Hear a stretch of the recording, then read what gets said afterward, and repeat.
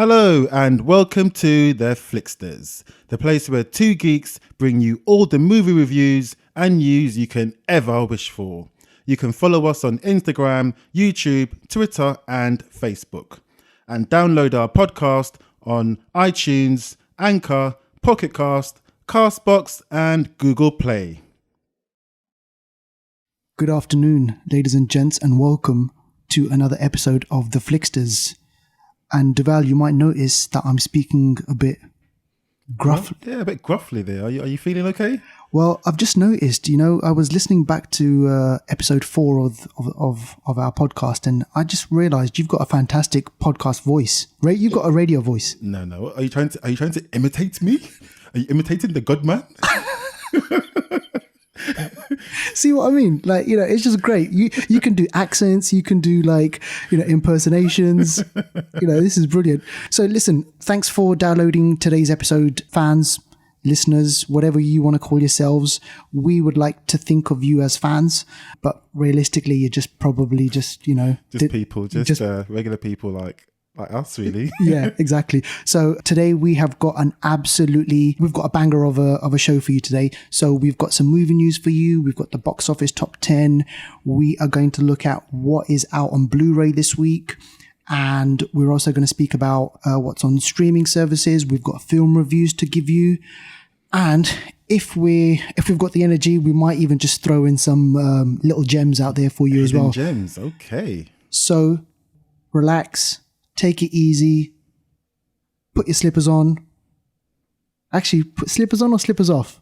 I'm more of an off kind of man. Yeah, me too as well. Slippers off, ladies and gents. Come on, put your feet up. Relax. You've had a hard day. Enjoy it and let us know what you think in the comments.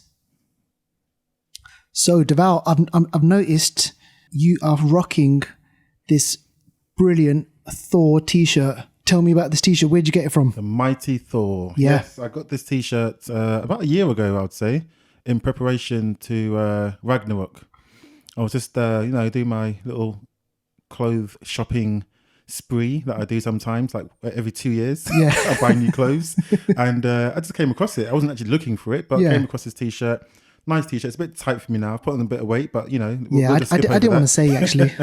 But nice, I like it. Brilliant. Yeah, nice, fantastic. I need to get a couple of more of those t-shirts. And you can get them like H&M, and you can get them from all these anywhere. Yeah, I'll get you one. I'll get you one. I'll sort you out. Okay, listeners, you heard that. Deval's going to get me. So listen, he can't backtrack on this right now. All right. So if he doesn't, I'm going to let you lot know. Okay, so Deval, I thought we'd start off with movie news. And one thing that immediately caught my attention was I was reading this the other day, right? Superman.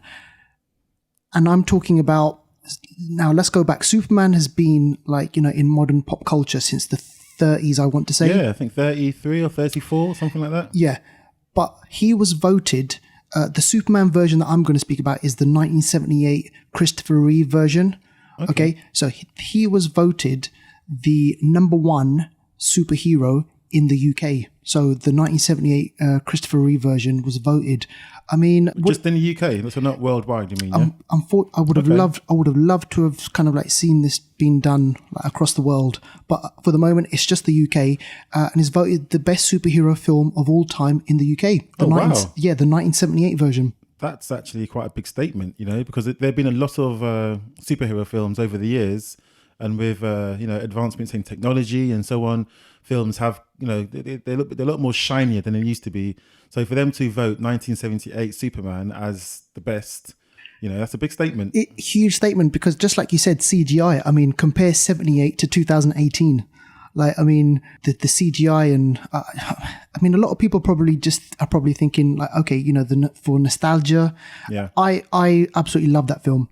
I remember watching it. I was born in 78. Okay, so wow. Yeah, and I watched it about 10 years later. I must have watched it 88 or something. Yeah.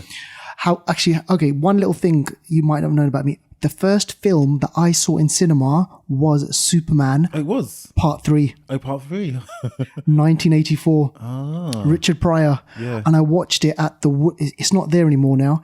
if there are any kind of like, listeners out there in London, the Woolwich Coronet. Now I think it's Flats. Exactly. It's flats now, but it was called the Woolwich Coronet. And I remember going there, like me and my cousins, and we said, yeah, come on, let's watch Superman. Well, I loved it, and it was brilliant. So yeah, so that was voted the best superhero film of all time in the UK. How did it beat? I'm just thinking, how did it beat Iron Man, Batman? I reckon the reason it's voted as the best is because probably the UK audience are a bit more nostalgic than maybe the rest of the world. The whole the UK mentality, the proudness, and just looking at legacy and things like that. I think that's why the UK really respects the Superman from '78. Sure. Also, look at where he came from. I mean, when that film came out, what was there before? When this film, when it revealed itself to the world, before it, there was nothing like it at all. So to see a man fly, to see a man repel bullets, to see a man, with ice breath or laser eyes and all that kind of stuff, Yeah. I mean, that for its time, that was gigantic. It was. And that impression has lasted in the UK audience's mind for 40 years. Yeah, totally. No, I agree with it. Just moving on to kind of like, DC news, keeping it in with the DC. I'm not sure if you heard about this, but DC are going full steam ahead with launching a whole slate of DC comic book films, but the villains. Yeah. And I think they're going to roll up with the Joker first. Okay. Well, is it going to be Jared Leto? Yeah, Jared Leto. So this was kind of like a big announcement, and I mean, they're getting real dark. DC universe. I know. I mean, I thought it was a kind of his role, his portrayal of the Joker. It was crazy, wasn't it? It was like his face, the tattoos, and everything. And obviously, we saw Heath Ledger. Yeah. And that was like amazing. Even Jack Nicholson. Yeah. Even Jack Nicholson back in '89, like this crazy out there portrayal. So I'm looking forward to it. Yeah, it should be good. I mean, the Joker is a character that he's crazy. It's really hard to kind of relate to him, but everyone loves the Joker. Yeah. What is he? What's his main goal? What's his game? What's his modus operandi? Yeah. I mean, and what do you think this kind of direction that DC are taking in? They haven't had a lot of luck with kind of obviously, Justice League and with the Batman, Superman kind of franchise. And is this kind of like a new direction, a new way of thinking? So. I think what they've seen is that they've tried to imitate Marvel's, success in releasing movies that have a link, superhero teams and stuff like that. And they kind of rushed it, I think. And because of that, they've had a knockback. They've had to reevaluate. And I think now they've gone back to the drawing board and thought, okay, so what do we have that Marvel doesn't have? And I think they're looking at their villains, because DC villains they're quite deep and they're very layered. And, if you read the comics and watch the animated series and so on, you'll see that their villains have got a lot about them. Wow. So I think they're looking at, okay, what can we give the audience that they haven't got already?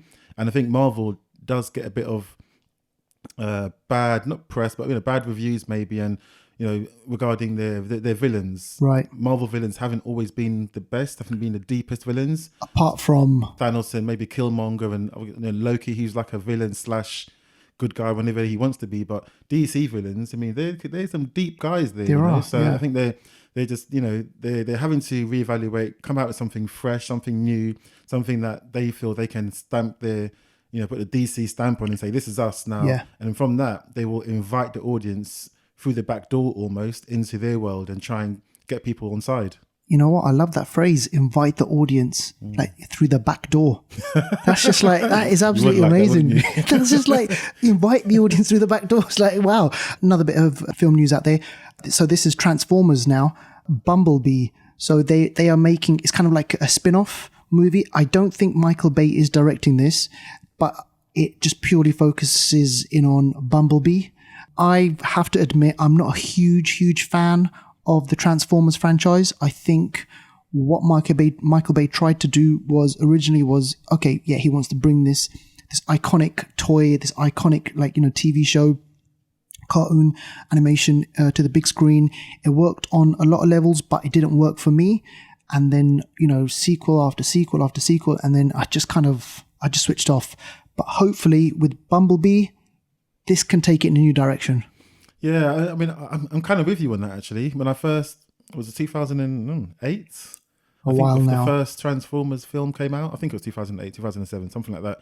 But when it first came out, I was like, whoa. I mean, I love Transformers. When I was a kid, watching Optimus Prime. I've even got a few pictures in my house, and you may have seen that through our social media of Transformers. Soundwave is my favorite Transformer. Yeah. Master, I have the Energon cubes. Soundwave is such a gangster. He just hides like in a tape recorder and sends his little birds to go and get information. He is gangster. So I love Transformers. And when Michael Bay brought this to the silver screen, it was okay. It was good. It was fresh. It was the graphics, or the special effects. I'm talking old school. The computer, the special effects were great. I think they did it on the Commodore 64. There was so much hype around it, and I was really excited. I was like, wow, a Transformers movie. Come on, this is going to be great. And then, Shia LaBeouf. I mean, he was this up and coming kind of like star. I think he went famously on record to say that he hated the movies. Yeah, he did. He has gone a bit kind of out there now. Bit loopy, right? Yeah. But I was...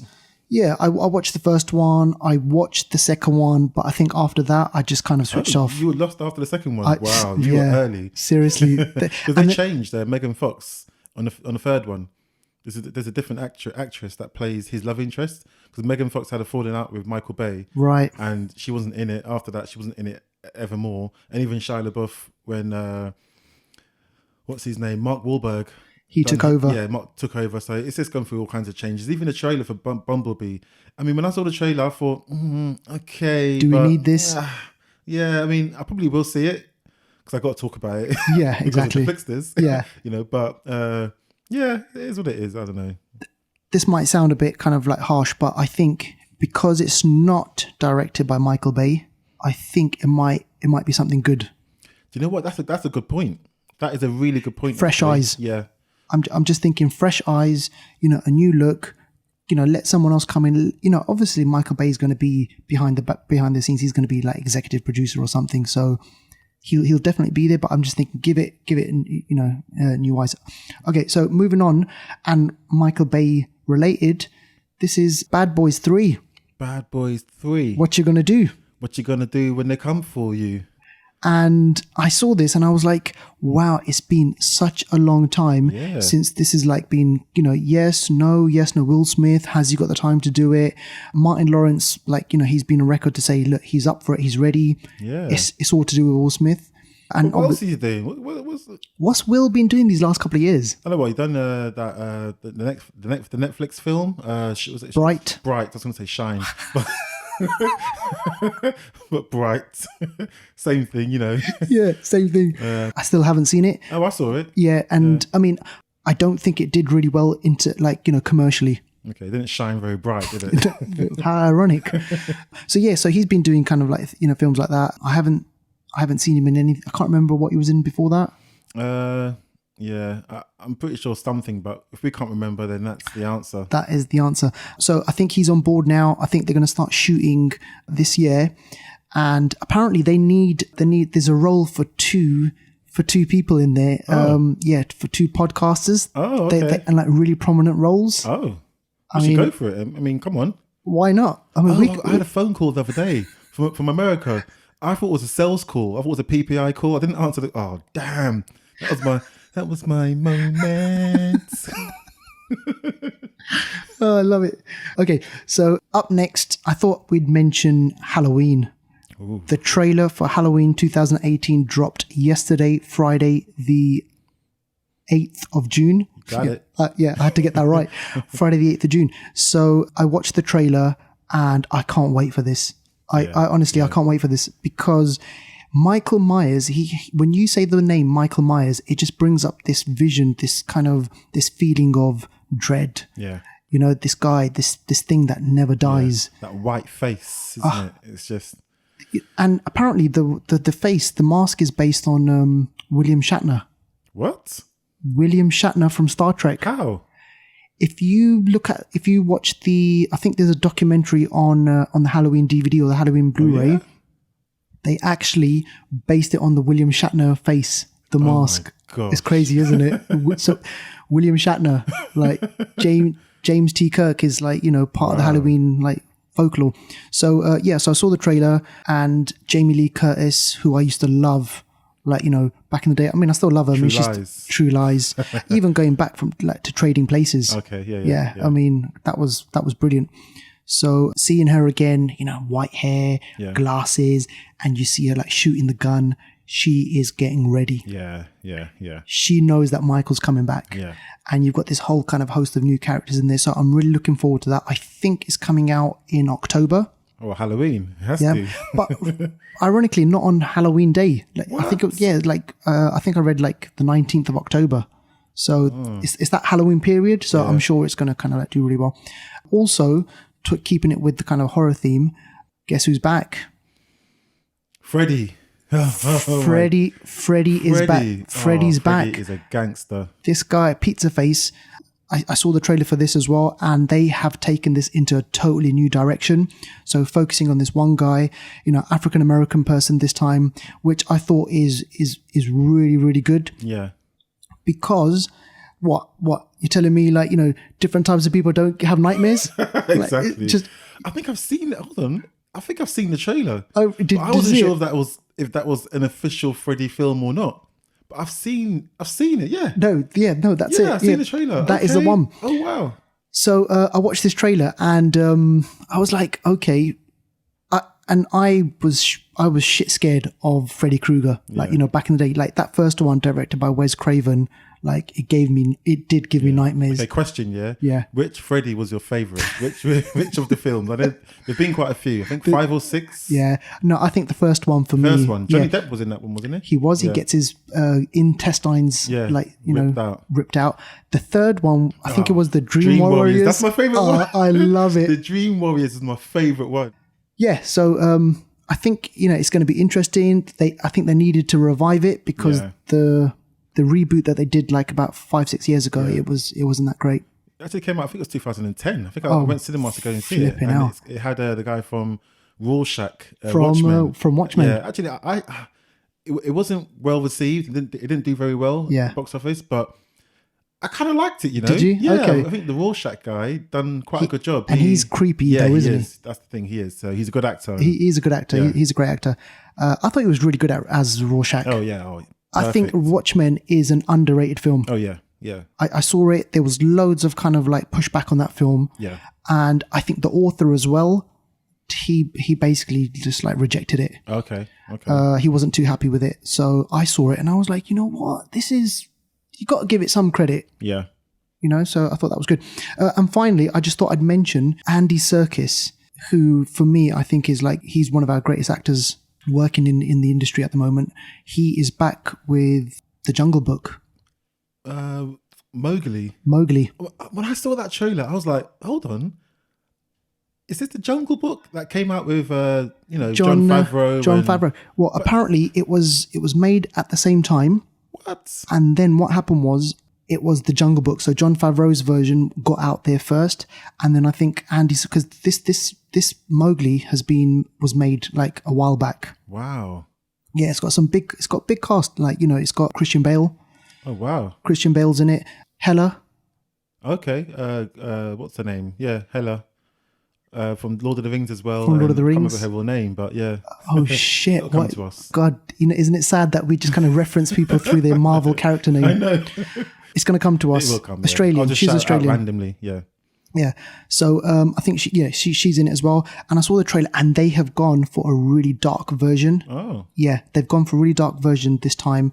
And because I'm just looking back to the Jon Favreau one, I saw it, I liked it. Lots of kind of like happy. Obviously, look for the bare necessities. I'm not sure if this one's going to have any songs in it. Like no necessities. Yeah, exactly. It's just like it looks dark, but I like that, and I'm looking forward to seeing it. So. Best of luck to that film, and I hope it does really, really well.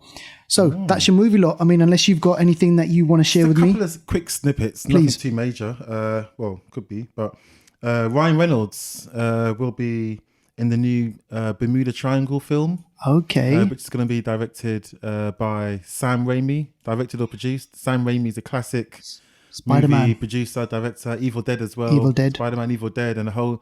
Ash versus the Evil Dead TV show. If you've Love seen it. That's very funny.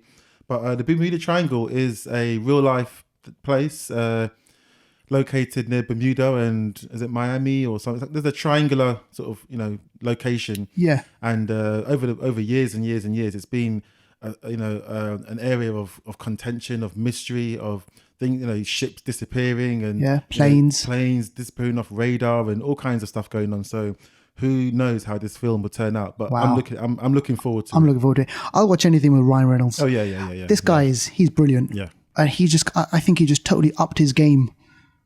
Comparing him to kind of like films like from 20 years ago. I think this guy's like really good. Okay, so that's interesting. What else? I'm laughing already, Okay, you know how sometimes you get computer games that turn into films? Okay, right. Resident Evil. Yes. Street Fighter. Yes. There's a Rampage. A whole bunch of films have come from computer games. Right. Sonic the Hedgehog.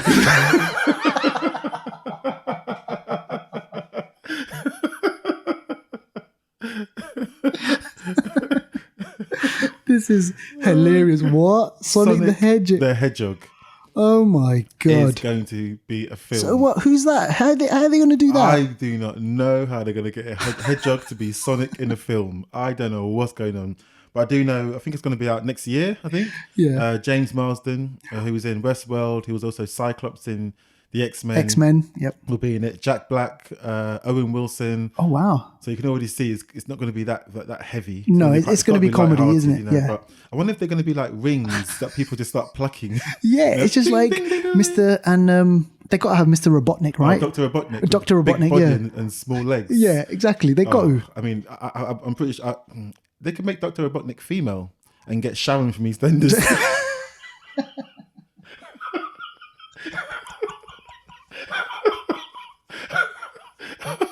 Oh my gosh. That's so funny. I'm so hoping no one from EastEnders listens to our podcast. I think we're going to be fine though. Yeah. Oh shit. So that's my news. But you know what? I just got to ask you.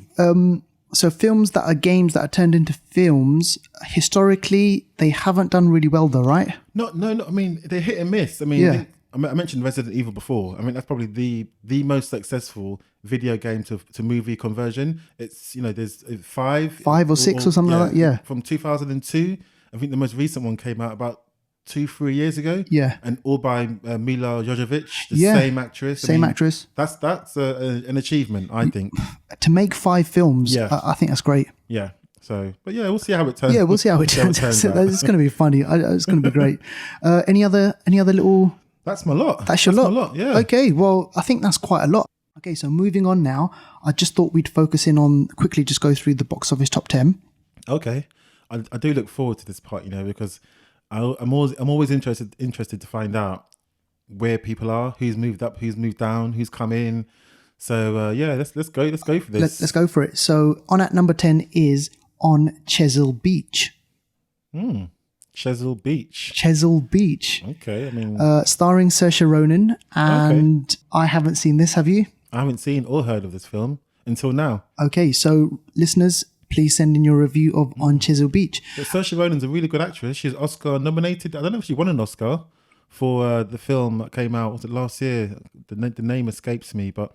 Ladybird. Butterfly.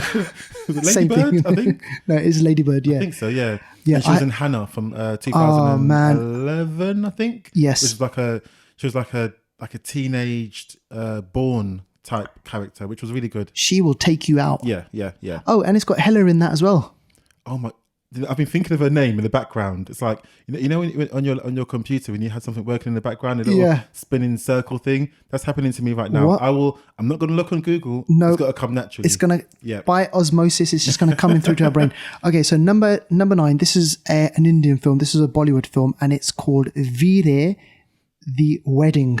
I haven't seen it. Wedding, but Veera's. Yeah, but set in India. Okay. So I haven't seen it. So if you have seen the film and you'd like to share a review, please do. We'd really appreciate it, and we'll read it on the show. Yep. On at 8 is, again, I mean, I can't believe this is still in the UK top 10. It's Blade Runner, The Final Cut. Oh, wow. Still there. It's still going strong. And that just shows you just how popular, how embedded in the subconscious this is in the psyche of people's minds. So it's still there at number 8. I think it's a great film. You've seen it. I think a lot of people have seen it, and it's great. Okay, so number 7, I Feel Pretty. You look it as well. Cheers, bro. Number 6, Show Dogs. Show Dogs. No, I don't like dogs. I haven't seen it, so I think we're gonna need the help of our listeners out there for a lot of these films. Number 5 is Book Club. Oh, that's the film with Diane Keaton and all those ladies. It's like a Loose Women type film, isn't it? It is, yeah. Listen, look, I don't have a problem watching these films. It's just that I just haven't had the time this week to watch any of these films. So, ladies and gents, please do send in a review of these films. Number 4 is Sherlock Gnomes. Sherlock Gnomes, number 4. It's still in there. You know what? I might have to just watch this film because this film has been hanging around for a while. I might have to. Hang on a second. Didn't you say that about the Potato Peel Pie Society? I'm moving on. Okay. So at number 3 is one of our favourites this year is Avengers Infinity War. Okay. Number 3. It's still in there. I love that. Yeah. I saw it again this week, by the way. So well, that's why it's at number 3. Sitting at number 2 comfortably is Deadpool 2. Oh, okay. Deadpool 2, number 2. Okay, good. It's taken a lot of money. It's doing really well in America. Oh, sorry, just reverse a bit. Avengers Infinity War, I think worldwide has taken 1.9 billion. Are you serious? Or is it?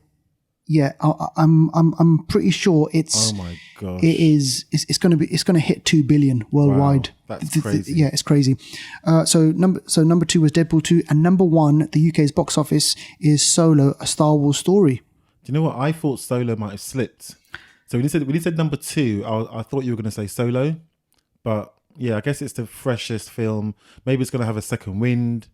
We did our review on that, so you can catch that on YouTube, on Anchor, iTunes, all our services. You can catch our review on that. But yeah, I mean, it is what it is. It is what it is. I mean, yeah, like you said, we went in depth on this film, and I think we gave it like 6 or 6.5 out of 10, right? Yeah. So I think that's what it is. I'm not sure if it's going to be in the top 10, the next, I don't think it's going to be number 1, next week or the week after, but I doubt it. We'll see. Because obviously Jurassic World. Yeah. That'll be number 1 for sure. That'll be number 1, right? Yeah. Okay. So that's the UK's box office top 10. I just thought we'd also mention, or something that we could have talk about, is what's out on Blu-ray. And I know you mentioned that there is a film that you want to speak about on Blu-ray. So what's that? There's a couple of good films. One's new, one's a classic. The first one is The Black Panther. But yeah, Black Panther is going to be released on DVD. It was in the cinema for ages. Literally, it done really well in the box office. Yeah. Everyone saw it. I know a lot of people that saw it on multiple occasions. It broke records. It's a really good film, family film, action film, Marvel film, sci-fi film, historic film, heritage film, the whole lot. But it's a really, really good film. I reckon if you've seen it or not, go and get the DVD. Yeah. Just do it, because it's a brilliant piece of entertainment. Exactly. It's going to have all the extra, bloopers and the commentary and all the bits and bobs that Blu-ray has. So I think it's worth getting for that. All the additional shots that didn't make the final cut. So yeah, I'm going to get it. Yeah, definitely. I mean, just to kind of briefly mention this, a lot of people thought that this film wouldn't run. So a lot of people were like, "Oh my god, is this film really going to do well? Is it going to relate to people? Because it's an all black cast." But boy, did it just kind of smash those barriers. Yeah, it did. I think it's a good example of making a film that the people want, and also a film that's different to what's out there already. And I think the film didn't shove the premise of what you just said, the cast and so on, didn't shove it down people's throats. No, it just told the story, and people could relate to it and enjoy it. So for me, this is a round of applause to Marvel. There you go. Marvel, keep doing it. Okay, so what else is out? Another one, A Blast from the Past. And I'm going to start it like this. The Twilight Zone. Oh, the Twilight Zone. Some people are thinking, what is this guy doing? Listen, I know exactly what you're talking about. It's a classic. The Twilight Zone for me is one of the most classic sci-fi storytelling. Yeah? That's it. Classic sci-fi storytelling at its greatest. With kind of like an edge, right? Yes, with an edge. I mean, the stories were different every week, and I remember one story. I won't go into the details of it, but one story, a classic story. One of my favorites, Twilight Zone episodes, is where a guy wakes up in hospital and he looks around, and everyone. He can't see everyone's faces or something like that, and I think everyone's faces are some sort of animal or something like that. Yeah, and his face is like us, human. Yeah. And he thinks that the world is gone crazy because everyone's got these animal faces. But what he doesn't know is that he's the one who looks weird. Exactly. Yeah, exactly. And there's also another episode, just really quickly, sorry guys, of a like a hostage situation. No, not hostage. Well, like a prisoner of war type thing. So it's a space story. This guy is captured by the enemy. He's put into a cell with a lady, and they're both human. And they're in the cell for a few weeks or whatever it may be. They take the lady away now and again. They torture her. They bring her back into the room. Every time they bring her back, she's turning alien. Each time. See, that's dark. That's like exactly. And she basically gets information from him that will help them to take over his forces. And right at the end, he says to her, "Don't worry, you'll always be human." And she's like, "No, you don't understand. They're not changing me to an alien. They're changing me back." It was wicked. Oh, yeah, that's deep. That was wicked. But Twilight Zone. I love that. I mean, this show has been going on for a while now. I think it's from the 50s, isn't it? 50s or 60s, and that music is just kind of iconic. But the one thing that I will just quickly say is I remember watching Twilight Zone, the movie. There was, I think it's John Lithgow. Yeah. He's in it. He's taking a plane to somewhere and he's not feeling great. He's coughing. It's raining outside and, there's lots of lightning. And he looks outside the window and he sees this figure, this thing, right? And I tell you one thing, that I shat my pants like when I watched that film because it was brilliant. Yeah. So on the wing, wasn't it? On the wing, yeah. And he's like really creepy thing. Yeah. So if you can catch the Twilight Zone, ladies and gents, just watch it, buy it. They won't be upset, right? It's got so many little gems. The episodes, they got brilliant. 100%. Okay, brilliant. So what else is out on streaming? On streaming, coming out or out now? That's the difference. Coming out. Okay, I got to say it. I mean, I don't know. My niece and nephew call me it, and or him. I don't know why, but when I wear my hoodie. But June 22nd, which is 2 weeks from now. Yeah. Luke Cage season 2. So, I mean, I've got to say one thing. I'm a huge fan of obviously, we're big fans of Marvel, the cinematic universe, but also what they do on the small screen with Netflix, Daredevil, Jessica Jones, and what they did with Luke Cage. I think for me, when it came to Iron Fist, it wasn't the same quality, but I'm still happy that we had that. Yeah, more like a clay fist, wasn't it? Wasn't really iron. Wasn't really the Iron Fist, was it? But I'm so glad that they're bringing out Luke Cage 2. So do you know anything like what we're going to see? Like, how much of a continuation is it of the story? Yeah, I mean, I tend to obviously I love Luke Cage. I love all of what you just said. And even though it's my job to know, I kind of sometimes hold things back because I don't want to know too much, but I do know a bit. I mean, what I do know so far is it's a continuation. Like everyone in Harlem knows Luke Cage. He's a superstar. People look up to him. He's a role model for the people. He's an icon, because of what he done previously in season 1. But he's still got to get paid. This guy needs a job. So I think in the comics it's called Heroes for Hire, which is Luke Cage and Iron Fist. Not sure if Iron Fist is going to be in it, but I know Luke Cage has to literally make a living through fighting crime in the neighborhood. So I believe a part of the series is going to be following that. But he's also going to have villains that are going to be difficult for him. So I think the villain that is going to be in Luke Cage season 2 will have similar powers to him, from what I understand. Wow. But I think he's even going to be a bit more powerful. Okay. So he's going to, from what I've seen so far, he can fight. I think he's also got impenetrable skin as well. Yeah. and he's a badass. So that's going to be a bit tough for him. That's going to be interesting. Yeah, because he hasn't met his match, has he yet? Not really. Not in that respect. No, he hasn't. No. I'm really looking forward to that. So that's what June the 22nd, That's right? right. Yeah. Okay. And another thing that I kind of was reading is coming out is on Netflix in June is Sense8. Which is the final. I keep thinking it's a final season, but apparently it's not. It's just kind of like a feature length episode, like, you know, say for example, a feature length film. Yeah. And this will wrap up the whole series. Yeah. And this is a big deal because listeners, you might be aware of this, but when Sense8 first came out, it was really, really, really liked, and for some reason, it was cancelled. Yeah. Netflix just said, look, we don't have the numbers to justify a full-blown season 2, so it was in limbo, and then after fan pressure, they made a season 2. Oh, okay.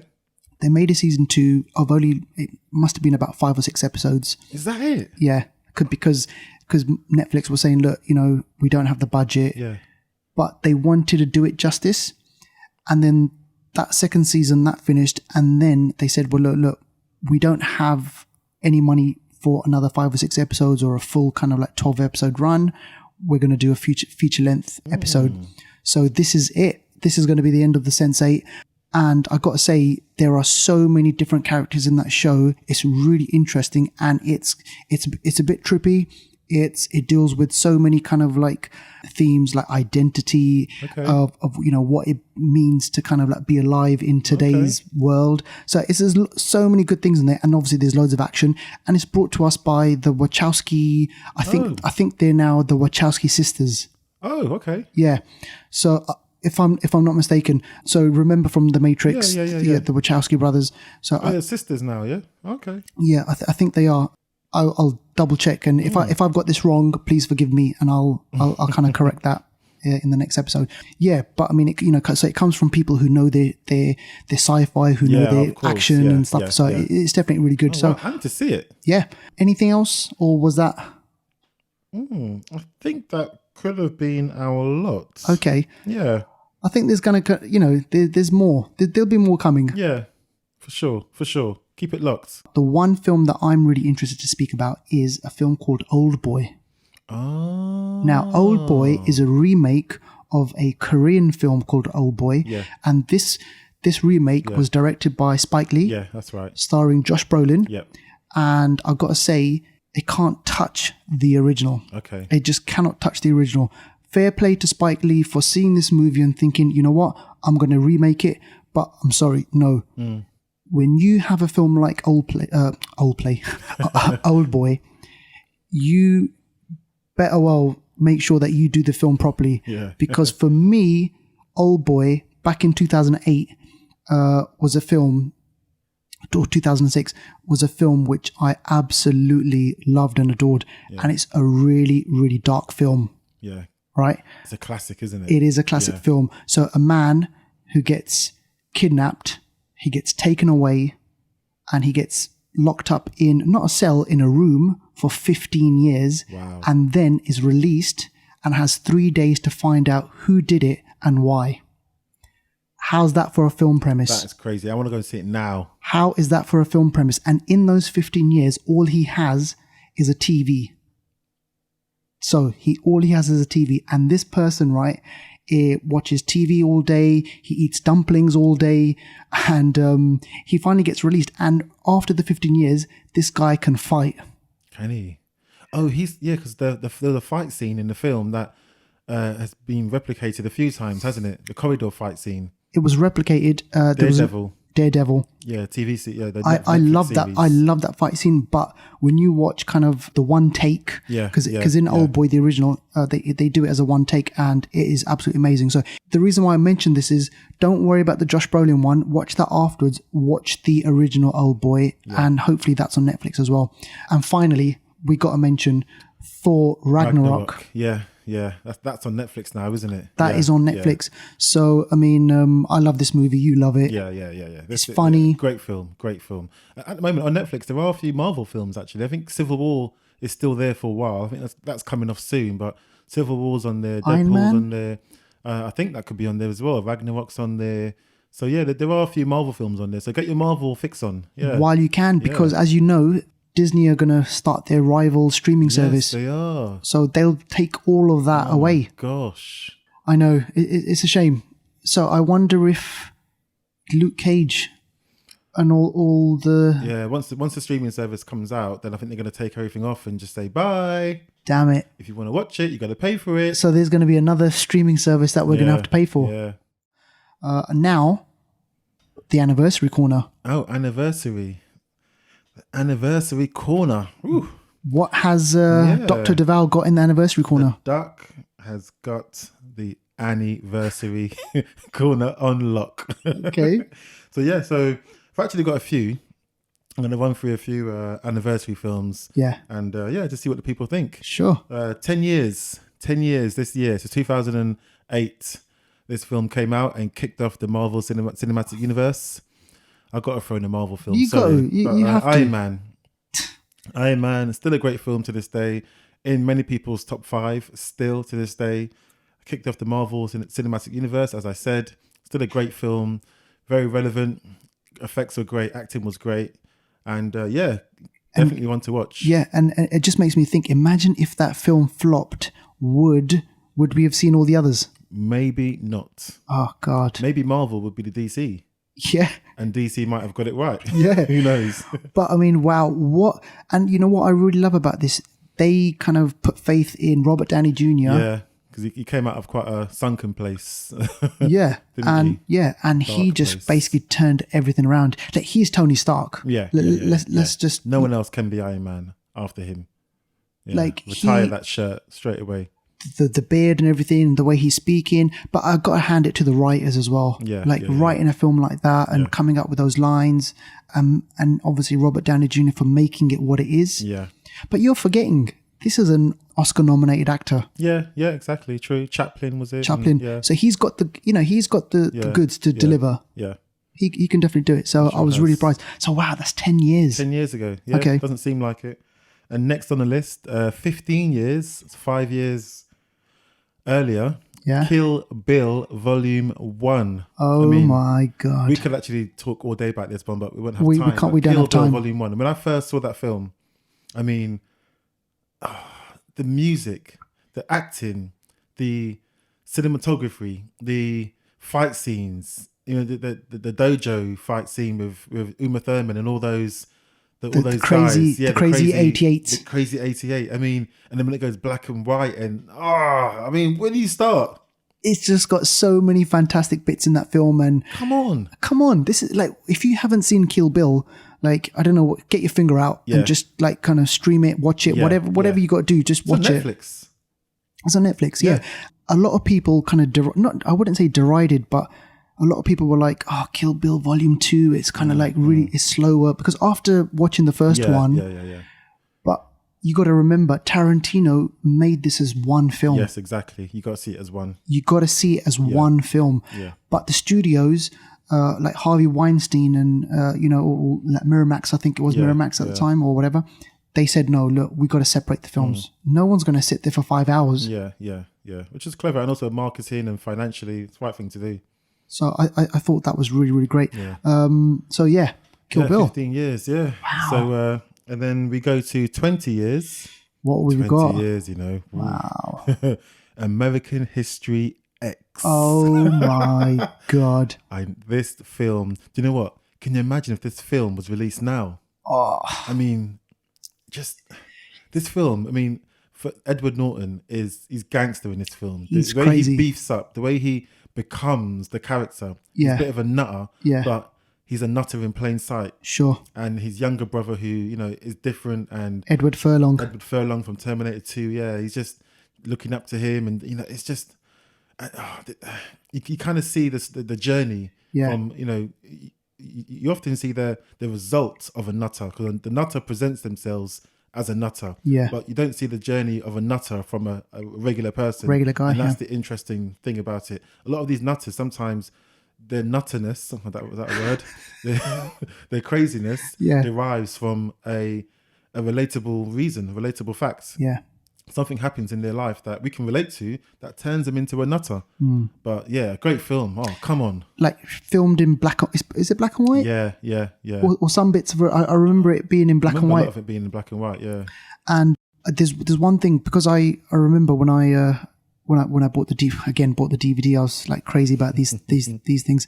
So I remember watching the DVD, and apparently, and I read an article about it as well. The director, who's a British guy actually, he and Edward Norton, they clashed. Did they? They clashed. Edward Norton's quite a clashy person. I hear that he clashes a lot. They clashed, and what happened was that it got to the point where the director was locked out of the film, where he didn't have any say in the editing of the film. Edward Norton badded him up.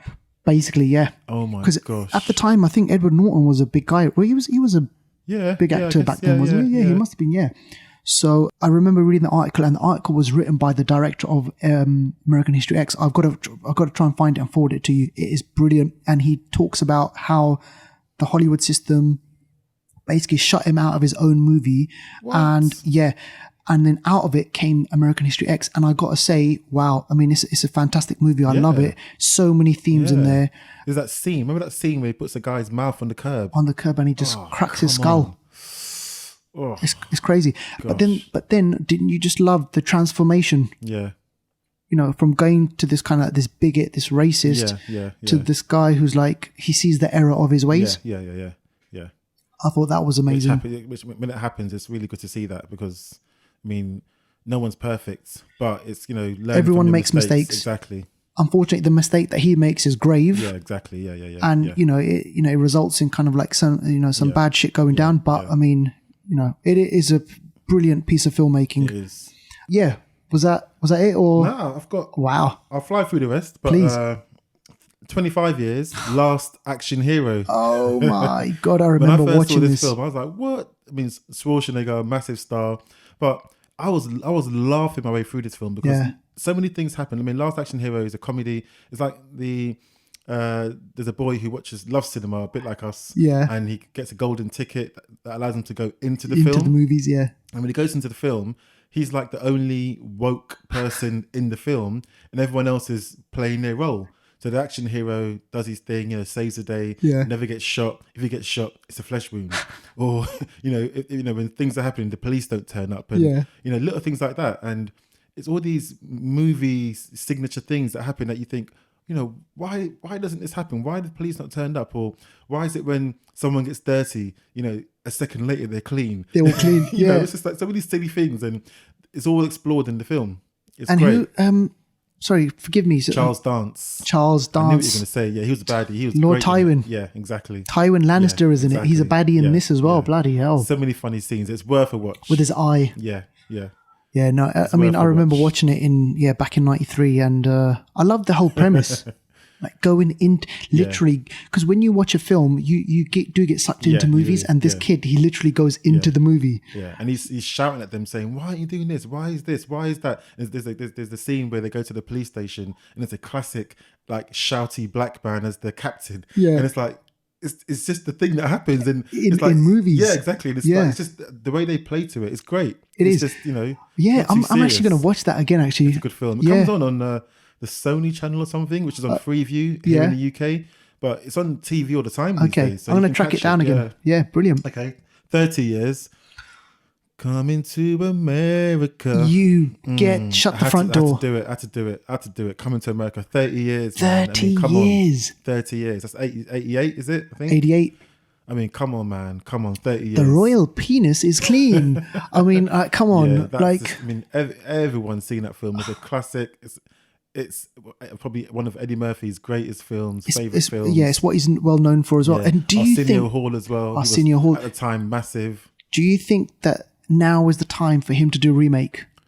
Or not a remake, or like coming to, or it should be like going to Zamunda. Do you know what? That's an interesting concept, right? Interesting where concept. He's because he spent so much time in America, he's literally become an American now. Exactly. And he's like, they got to go back to Zamunda because he's now the king. Yeah, maybe he can bring Kevin Hart there or something, and I don't know. No. I'd love to see Eddie Murphy like do more films. Yeah. he's got a lot of kids to support, so I think he needs to. God, tell me about it. And when I say I'd love for him to do more films, I don't mean like kind of the Nutty Professor type of movies. I want to see kind of like the stuff that, you know, the edgy stuff. Like I think Bowfinger was like one film that I really loved of his. And come on, Eddie, do some more, man. Bring it back. Bring it back. Okay, so 35 years. Wow. Another one of his films, actually, Trading Places. Oh, yeah. So that's another classic. I mean, who wouldn't want to trade places now and again? You know? So God, man, what a film! And John Landis, yeah. who brought us Thriller, American Wealth in London. Yeah. So Beverly Hills Cop, he did Beverly Hills Cop 3. Okay, yeah. So he's got this brilliant relationship with Eddie there, and it is a classic 80s film.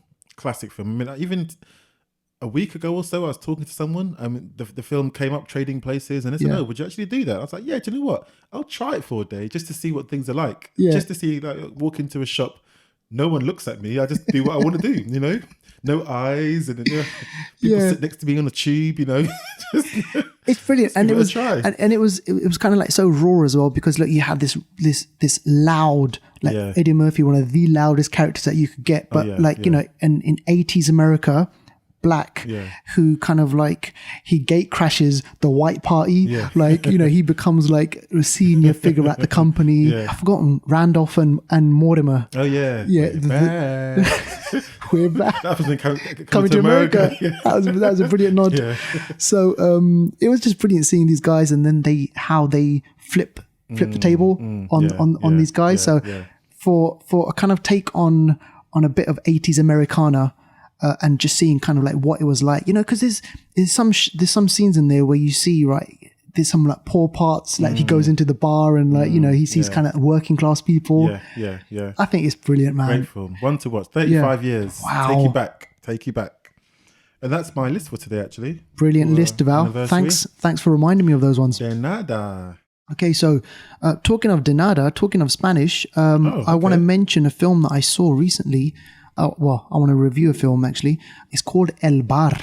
El Bar. Which translate to English as The Bar. Oh, The Bar? The Bar. Okay. So this is a film I picked up on, I mean, I can't even say picked up, because you know how you would go to a video store and you say, I picked up a film. No. Yeah, no. So this is a film that I saw on Netflix a couple of days ago. It was made in 2017 and directed by a Spanish director called Alex de la Iglesia. Oh. Alex of the Church. Oh, yes.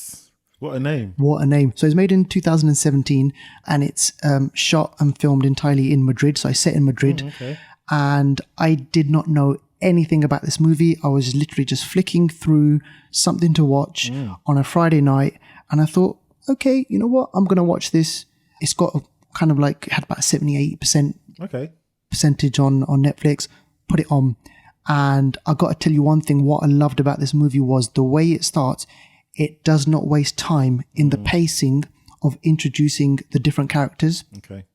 So it starts off with the camera following a singleton. She's talking to a friend on the phone. She's setting up a date with someone and she's going to meet this person, this date, in a bar. And it cuts to a person who is talking on the phone to his wife, and, you know, he's having marital problems. And then it cuts to a lady who's a gambler. So she's desperate for some money. So what happens is within the first 25 minutes, you're introduced to all the different characters of the film. You know exactly who they are, where they're going, and what they're like. But most importantly, I wanted to know what happens to them. So that was kind of really, really kind of interesting for me. So you have about 6 people, 6 characters. They all end up in this bar, and they start ordering food. You start listening to their conversations, and suddenly, one of the people in the bar goes out and gets blown away, gets shot. What? Gets shot, and so another person from the bar goes out to try and help. He gets killed as well. So shit is going down in the city of Madrid, and these people in the bar, they are in the hub of it. They are right there in the thick of what's going on. And then before you know it, police are on the scene. There's a fire, and what's happened is, we don't know why, but the police are targeting the 7 people in the bar. Oh. Yes.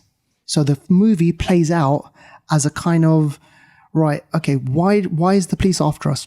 What have we done? So then you've got this kind of interaction with all the different characters, like, who are you? What are you doing? Where do you come from? Why do the police want to kill us? And it turns into this kind of thriller, this comedy of survival. How do we get out? And eventually, I'm not going to obviously spoil it for people out there, because I want you definitely to go watch it, and I want others out there to see it as well. It turns into a film of survival. Wow. So from going from this kind of this comedy of about meeting different types of people in society, working class people, upper class people, but when the shit goes down, you better be ready. You better be ready. And there's a major cover up going on. I'm not going to tell you why the police are trying to kill these people, but let's just put it this way. One of the people within the 7 has a secret. Okay. And the police need to keep that secret. They don't want that secret out. Okay. So they have to start taking people out. Yeah. And the way they do it and what happens with the group and how the group crumbles is absolutely fantastic. So it's kind of like, there's a commentary on kind of like, status in society, how people look down on people, because there's like a vagabond, there's like a tramp in the group as well. So it's like people treat him like shit and they think he's an idiot, but really he turns out to be one of the kind of cleverest ones. So yeah, it's a really interesting film. It's really funny. It's only about an hour and a half, something that you can put on. I mean, I love foreign films anyway. Yeah. Subtitles doesn't matter to me. So watching it was really good, and surprisingly it was funny. So cool. That's one of the films that I would definitely recommend. Another one which I'd like to kind of talk about is, I saw this the other day, I think it was on Wednesday, was 2001 A Space Odyssey. Wow, 2001 A Space Odyssey. And I think this is like, it's in the top, I think it's in the UK top 20 at the moment. So this is a re-release. It's been 50 years since this film came out. Wow. And I have to tell you, the first time that I saw this film was when I was like about 15 or 16 years old. And I got to tell you, it went over my head. Okay. Yeah. Like I watched the first 25 minutes of it and I was like, what the hell is this? Yeah. It's just too much for me. Yeah. Right. And then I think probably like 10 or 15 years later after that, I saw it on TV or something and I started watching it, and maybe I got past like say 35 minutes this time, but you know what? It was still over my head. And when I found out that it was being released, I was like, you know what? I have to watch this film properly. I'm older. I kind of see things differently now. So maybe I'm going to get, something out of this film. So 2001 A Space Odyssey, made in 1968, directed by Stanley Kubrick, and written in conjunction with a scientist called Arthur C. Clarke. Oh, is that a fact?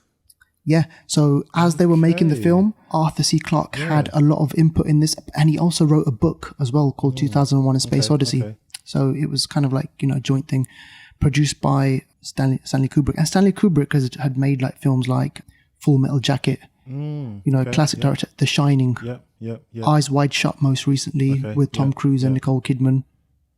So he's kind of like, in the world of film, Stanley Kubrick is this master. Yeah. Okay. So I started watching this movie, and after I watched it, I just thought to myself, right, how am I going to review this movie? Because it is visually, it's absolutely stunning. Mm-hmm. It's more of a visual journey for someone to watch rather than I can just tell you, right, this is what happens. This is plot, this is point A, this is point B, and this is point C. So the way I'm going to look at it is like this. I could sit here and say to you, Devout, watch it. It's directed by Stanley Kubrick and it's got 50 years worth of history. People have written about it. People have made documentaries about it. People have kind of created theories about this, but I'm not going to say that. What I'm going to say is, if you are at a stage in your life where you can sit down and watch a movie where there's very little dialogue, where not a lot happens, but there are subliminal messages within this movie, or if you can watch a film where you have to do a lot of thinking, then I would say watch this film, because It is broken down into 3 parts. Okay, so it starts off with the first stage. The first part of the movie is I think it's called like the Dawn of Man.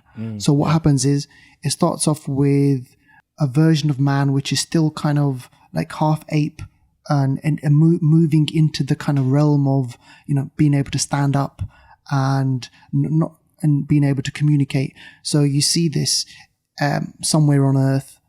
You know, you see these apes living together. You see them being attacked by another group of apes. So they're territorial. And amidst this, there's a massive monolith that appears one night. When I was watching this film, I just thought, this is madness. Like, what the hell is going on? Like, there's no dialogue. There's just like, you know, an absolutely mesmerizing score. And there's this monolith that turns up.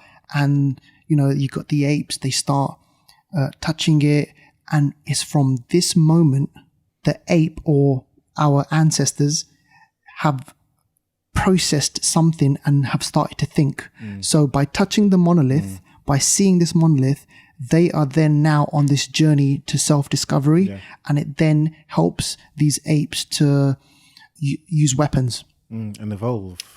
Yeah. Okay. There's a really iconic scene where the apes, they kill another ape using a bone, and the ape throws the bone in the air, and then as the bone is being thrown into the air, you cut to a scene in space where man now has evolved so much. You know, they've created weapons from that bone, which was the first weapon, to now like kind of like a space weapon. So then this is kind of like the second part of the movie where we learn about, okay, what has man achieved, how people have evolved. So this film kind of poses the question that there's been such a massive leap, and it's but this monolith has something to do with it. And it instigated the self-discovery of apes, which would then lead into so many other advancements. That's genius. So far you with me, right? Yeah. Listeners, I hope you're with me on this one. It does get interesting. So we're on the space station, and the story has now kind of moved from us being apes into us being colonizers of space. We are masters of new technology, and the vision that Stanley Kubrick had. I thought, this is like, the special effects are amazing, and how he's able to show just how advanced people are now, and the link between the dawn of man into kind of like, you know, the age that, you know, is there right now, I thought was absolutely fantastic. So the story then progresses in that a mission is created because another monolith has been discovered. Oh, yes. So we had the monolith in, you know, where which the ape saw, and then now another monolith. And through the story, we realize that monolith has been on the planet for millions of years. So they do like a carbon dating. So clearly there is a link between the monolith from what we saw in the first part of the movie to what we're seeing right now. And then the film jumps from that point. Once they discover the monolith, the film quickly jumps 18 months into the future. And now there is a mission to discover where the monolith has come from. And this is kind of like where you get to the main drama of the film here. So you've got 2 members of the crew, and you have an artificial intelligence called HAL. And when I was watching this film, I likened HAL to, do you remember David from Aliens? Yep. I tell you what, I just thought I was just listening to Michael... Prometheus, sorry. Prometheus, yeah. I thought I was just listening to Michael Fassbender. Yeah. Like, you can clearly see the kind of link between that David and this HAL. For sure. And you know, when you watched Prometheus and you watched Alien Covenant, you knew there was something sinister. Well, I always got the feeling that David was sinister. Yeah. Same thing with HAL. HAL is like kind of like one step ahead of these 2 space crew members. So they're on a mission to Jupiter to find out where this monolith has come from. And then there's this whole kind of dynamic between the space crew and HAL, the master and the student. Yeah. Who is more intelligent?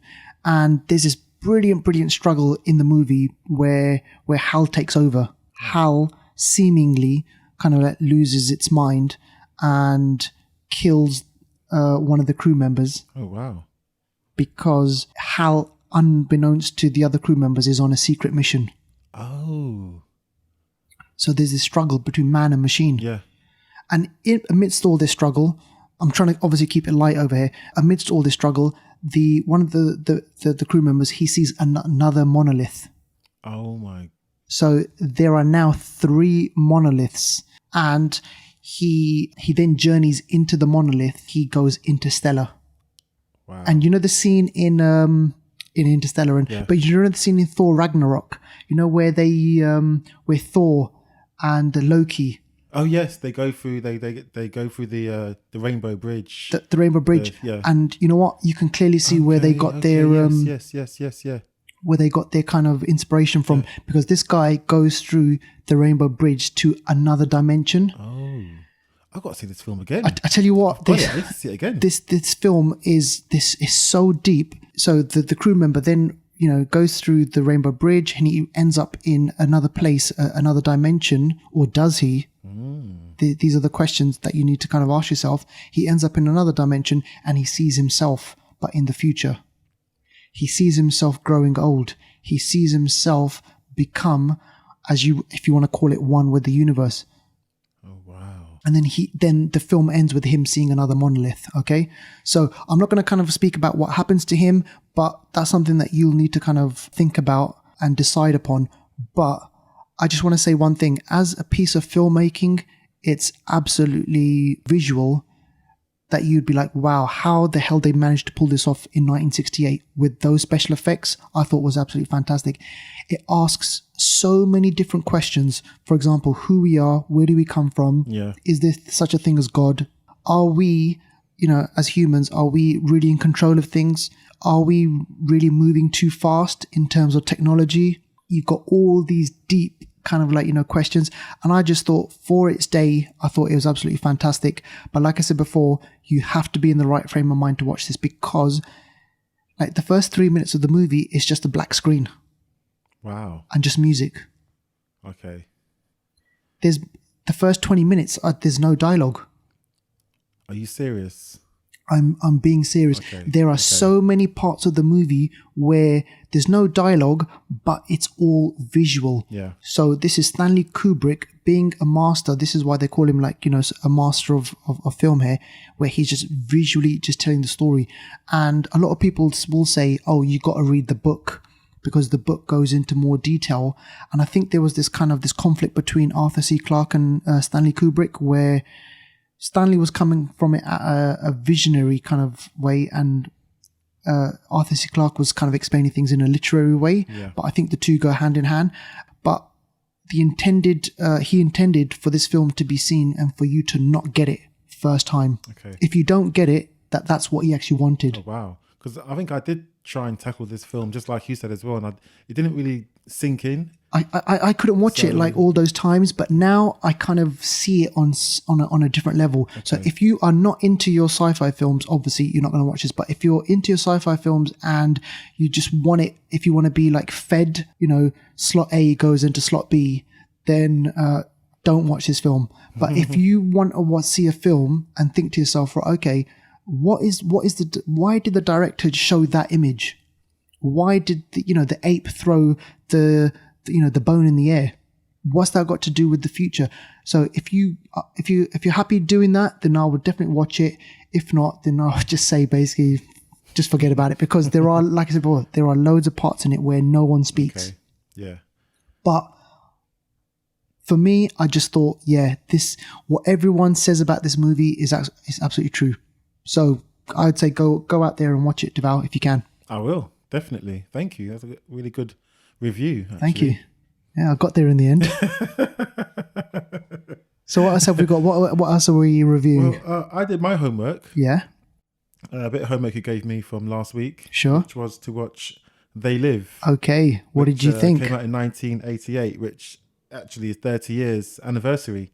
Wow. So, I've got to say one thing, though. Just before I continue with the review, I need to say massive muchas gracias, señor. Thank you very much De nada. for, telling me about this film and making me do my homework and watch it. This film was great. This film hit me on so many levels that I can't even begin to explain. I'm glad. But I actually am going to begin to explain because I have to. Yeah, I want to hear it. Yeah, like I said, They Live. I mean, the premise is, okay, it's 1988. It stars an actor, Roddy Piper. He was a wrestler in WWF at the time. Is he an American Scot, I think, or something like that? You're right. Something like that, yeah. And also stars Keith David or David Keith. Can't remember which way it goes, but he's an actor who is probably, I think he drinks from the elixir of youth because he doesn't age. He's been in The Thing. He's been in Chronicles of Riddick. He's been in Something About Mary. Yeah. Great actor. But it stars them two along with other people as well. Sure. But it's set in America. Not sure which states, but yeah, Roddy Rowdy Piper's character, I think his name's Nada, something like that. Nothing. Yeah. So he's like a drifter. Yeah. He comes into this town and he's looking for work, can't find a job, finds a job on the construction site. Sure. And he starts to hear like a church preaching in the background, and he's interested to see what's going on, and he investigates and sees that the church isn't really a church; it's just a bunch of speakers, and all the messages are coming from speakers, and people are sort of listening to it, and and they're listening to it, and now and again it will stop. So he's like, oh, what's going on here? So he investigates, sees what's going on. He's interested, but at the same time, he's got to find work. So he carries on with that. But there are moments in the film where people are watching TV and these people are really glued to the TV. And it's almost like today with like devices and so on. We're all glued to our devices, and it's almost like we're zombies to these devices and in the media. And we just slaves, yeah. And we just don't know how to think for ourselves, and we're kind of just entranced in this, in this technology and the message that is being pumped into our brains.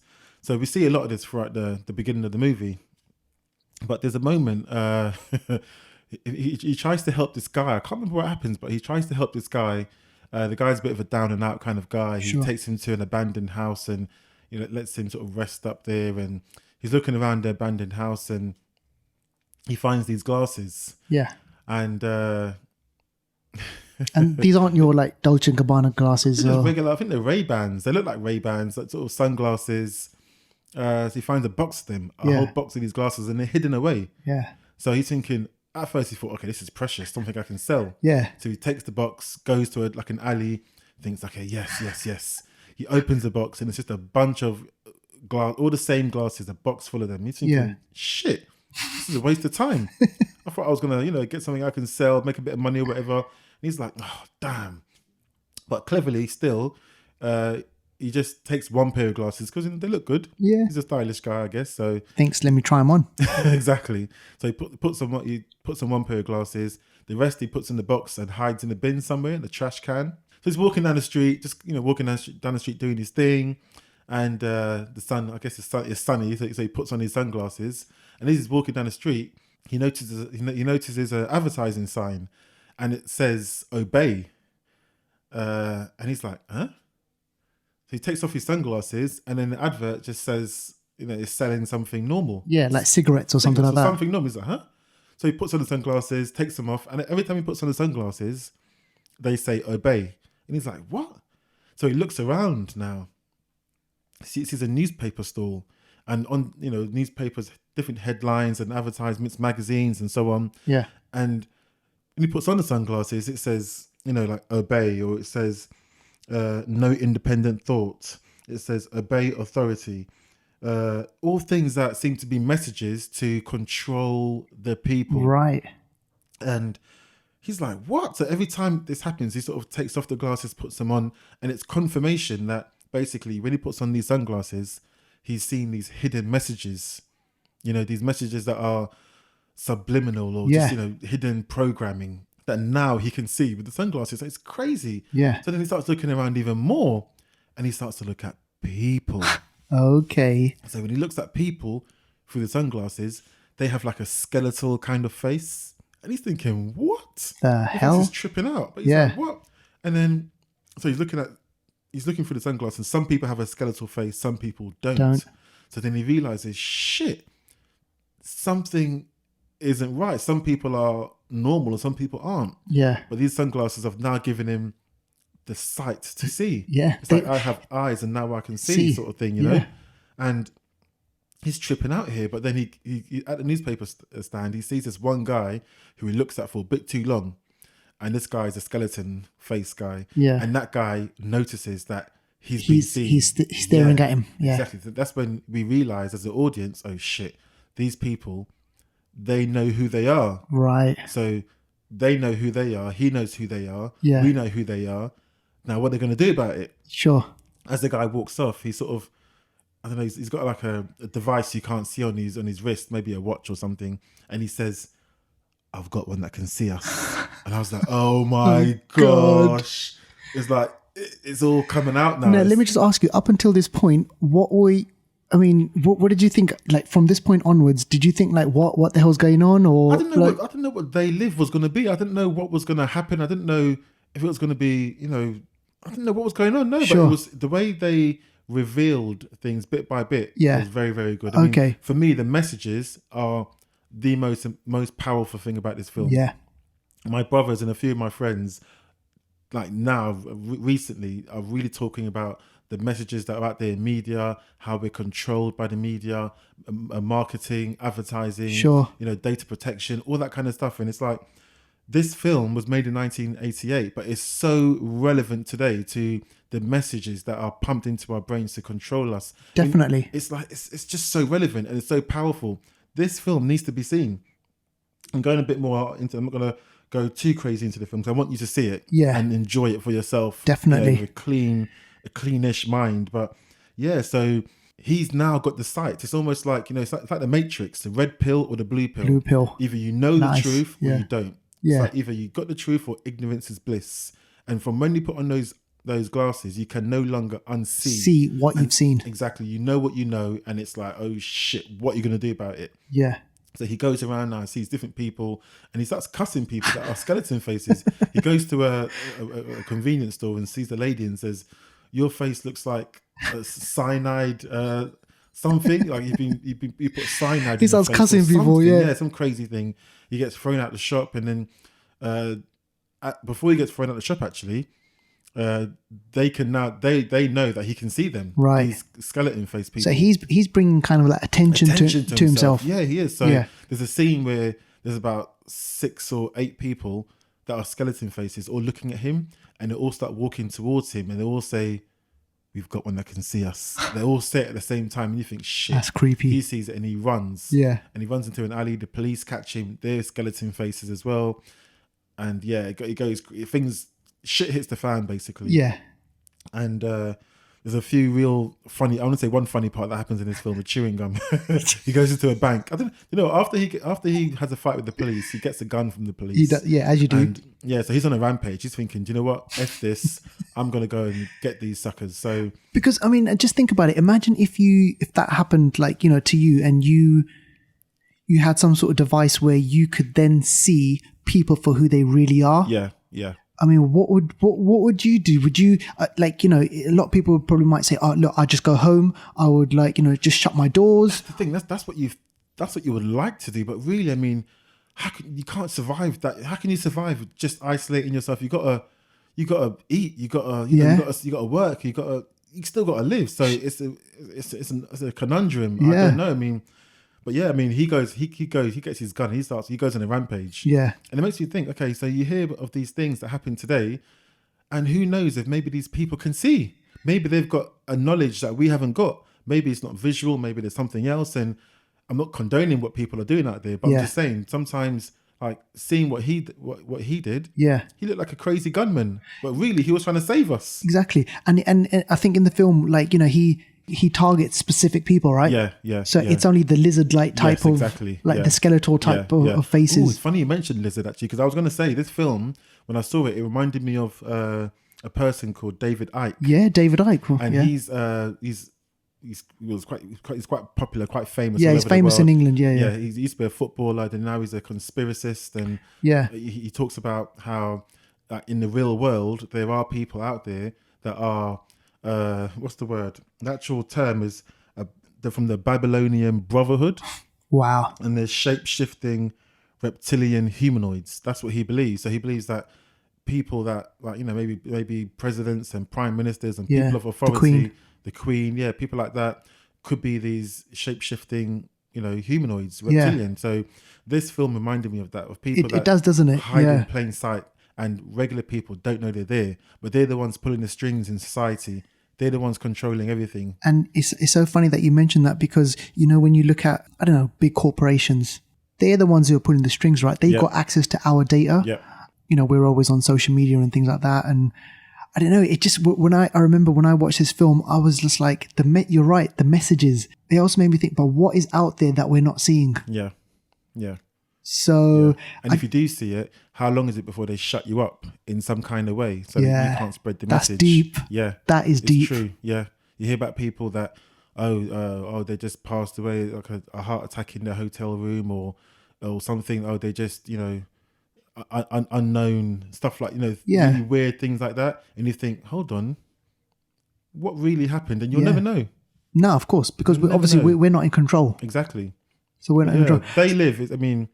Was he going to say something else? No. But I was just going to say, like, in terms of like a movie, like the concept, like the thought behind it, it's not just kind of like, okay, it's a sci-fi film, and there's just so many different layers to it. Yeah. I find that with John Carpenter, who directed this film, some of his films have a greater meaning than just what it seems. I mean, it's in the sci-fi category. It's a bit of an action type film, but it's more than that. Like you just said, the themes are just so. It's much more than sci-fi, and also does the same thing in The Thing.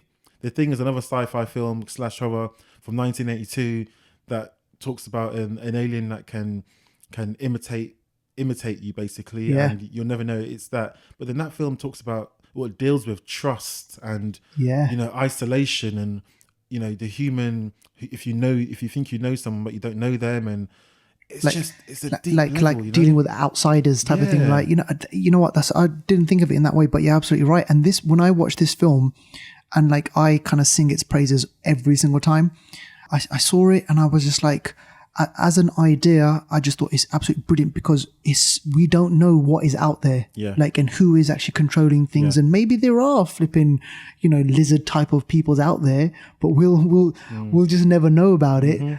And if they were exposed, would we hear about it? I don't know. Yeah, I mean, you just like, it's crazy, isn't it? But for me, as a piece of filmmaking, it was like, you know, a bit of 80s filmmaking. It's classic. It's John Carpenter. I think the soundtrack, you know, it lends itself to kind of like that era as well. Some of the action scenes are a bit iffy. Some of the fights and stuff, but when the long, there's a fight that happens in it between the two main characters that is really good and it's really funny. But a few of the other fights are a bit like, the action some scenes. People like punch someone and it's not a real punch, but, you know, you let it slide. Exactly. Let them, you know, it's cool, whatever. Yeah, definitely. So it's definitely in my kind of like top 50, like, you know, sci-fi films. Okay. Top 50, did you say? Yeah, because I've got, it's a lot. I've got quite a few like sci-fi films. Yeah, it's not at 49. No, it's up there. It is a really, really good film. And like whenever it's on TV or like whenever I can speak to someone about it, I'll say, you know what, watch this film. And I think it's ripe for like a reboot, a remake. Yeah, that would be a really good idea. And like, you know, you got like, obviously like what you mentioned about the subliminal messages, and we've got like, we're stuck to a mobile phone, so it could easily, there's something could become out, you know, made out of that. All right. I think now we can go into another world. A Jurassic World. A Jurassic World, and a world where the kingdom has fallen. Yes. I believe. So you watched this, well, you and I both watched this kind of like midweek, didn't we? Yeah, we did, yeah. Can I ask, when you watched it, was the screening, was it packed or was it empty? Or? It was empty, actually. Oh, wow. It was empty. Okay. But I watched it during the day. Oh, okay, cool. Okay, that's why. Okay. I went during the evening. It was quite packed, actually. So I thought, okay, people are really on Jurassic. Yeah. Know? So in terms of kind of like where we are in this franchise, the reboot or the kind of continuation of the story was back in 2015, right? Yeah, that's right. And we were introduced to new characters. So we had Chris Pratt. Yep. Bryce Dallas Howard's character. I can't remember her name. Yeah. You know what? Yeah. And what was his name? in the film? Peter Quill, was it? I don't Basically, know. yeah. Probably Jack or John or John. one of those ones. I don't know.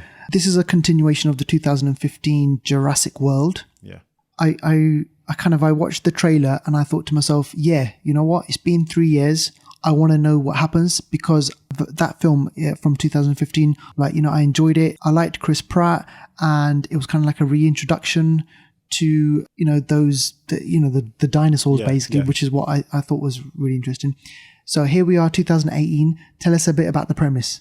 Yeah, so we kind of done a pre-review. I think was it last week? I think. Yeah, last week. But yeah, we're going to a proper review now. But yeah, the premise is the Island Nublar. I got the name now. You got it. Island Nublar. That translates to island something. I don't know. Nublar. Maybe Nublar is just the name. But yeah. So they go back to this island that the previous Jurassic World was set at. When the theme park opened. Sure. All shit hit the fan and everything went to shit basically. So the island's closed now. It's closed for business. Yeah. But they've gone back there to get some samples and stuff of different dinosaurs and to recreate the dinosaurs in like a private place for financial gain or for military use and stuff like that.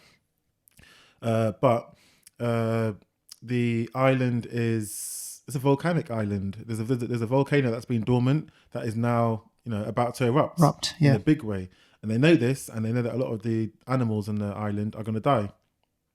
So Bryce Dallas Howard's character convinces Chris Pratt to go back to the island and save some of the key species, right? So they can use their DNA to continue the Jurassic films. They want to make lots of money, don't they? Yeah, of course. So it's all about going back to the island, small team, finding these dinosaurs and saving them, helping saving the animals and so on. So that's the main premise of the film. Obviously behind that there's the financial aspect of the companies that want to breed these dinosaurs. There's always a corporation, isn't there? Exactly. And that will link to maybe military use and stuff like that. So that's the ominous dread in the film that's there. But yeah, I mean that's the premise basically. Go there, save the dinosaurs, come back. Okay, so but whilst doing that, the shit hits the fan, right? Shit. I mean the feces and the dung hits the fan. So what I like about this is I have to say one thing. Visually, it's stunning. Yeah, for sure. The scenes with the volcano and you've got they show kind of like different parts of dinosaurs. Sorry, no, that sounds a bit weird. Different parts of dinosaurs? No, they show kind of like different. They show different dinosaurs, don't they? Yeah. Brontosaurus, T-Rex. You get the Allosaurus. You get Diplodocus, Tyrannosaurus Rex, Stegosaurus, Triceratops, Pterodactyl. Okay, someone's bloody eating a. Oh, I love my dinosaurs. I used to be a dinosaur boy when I was younger. God. I used to be a dinosaur boy. Flipping hell. that just went over my head there. Okay, so they've got these over your head. Catch it.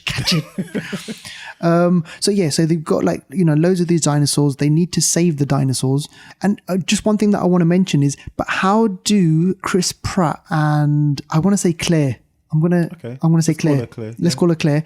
So how does Chris Pratt's character and Claire, how do they kind of link up? Are they together this time, or are they from the previous film? They got to sort of through the craziness, got together.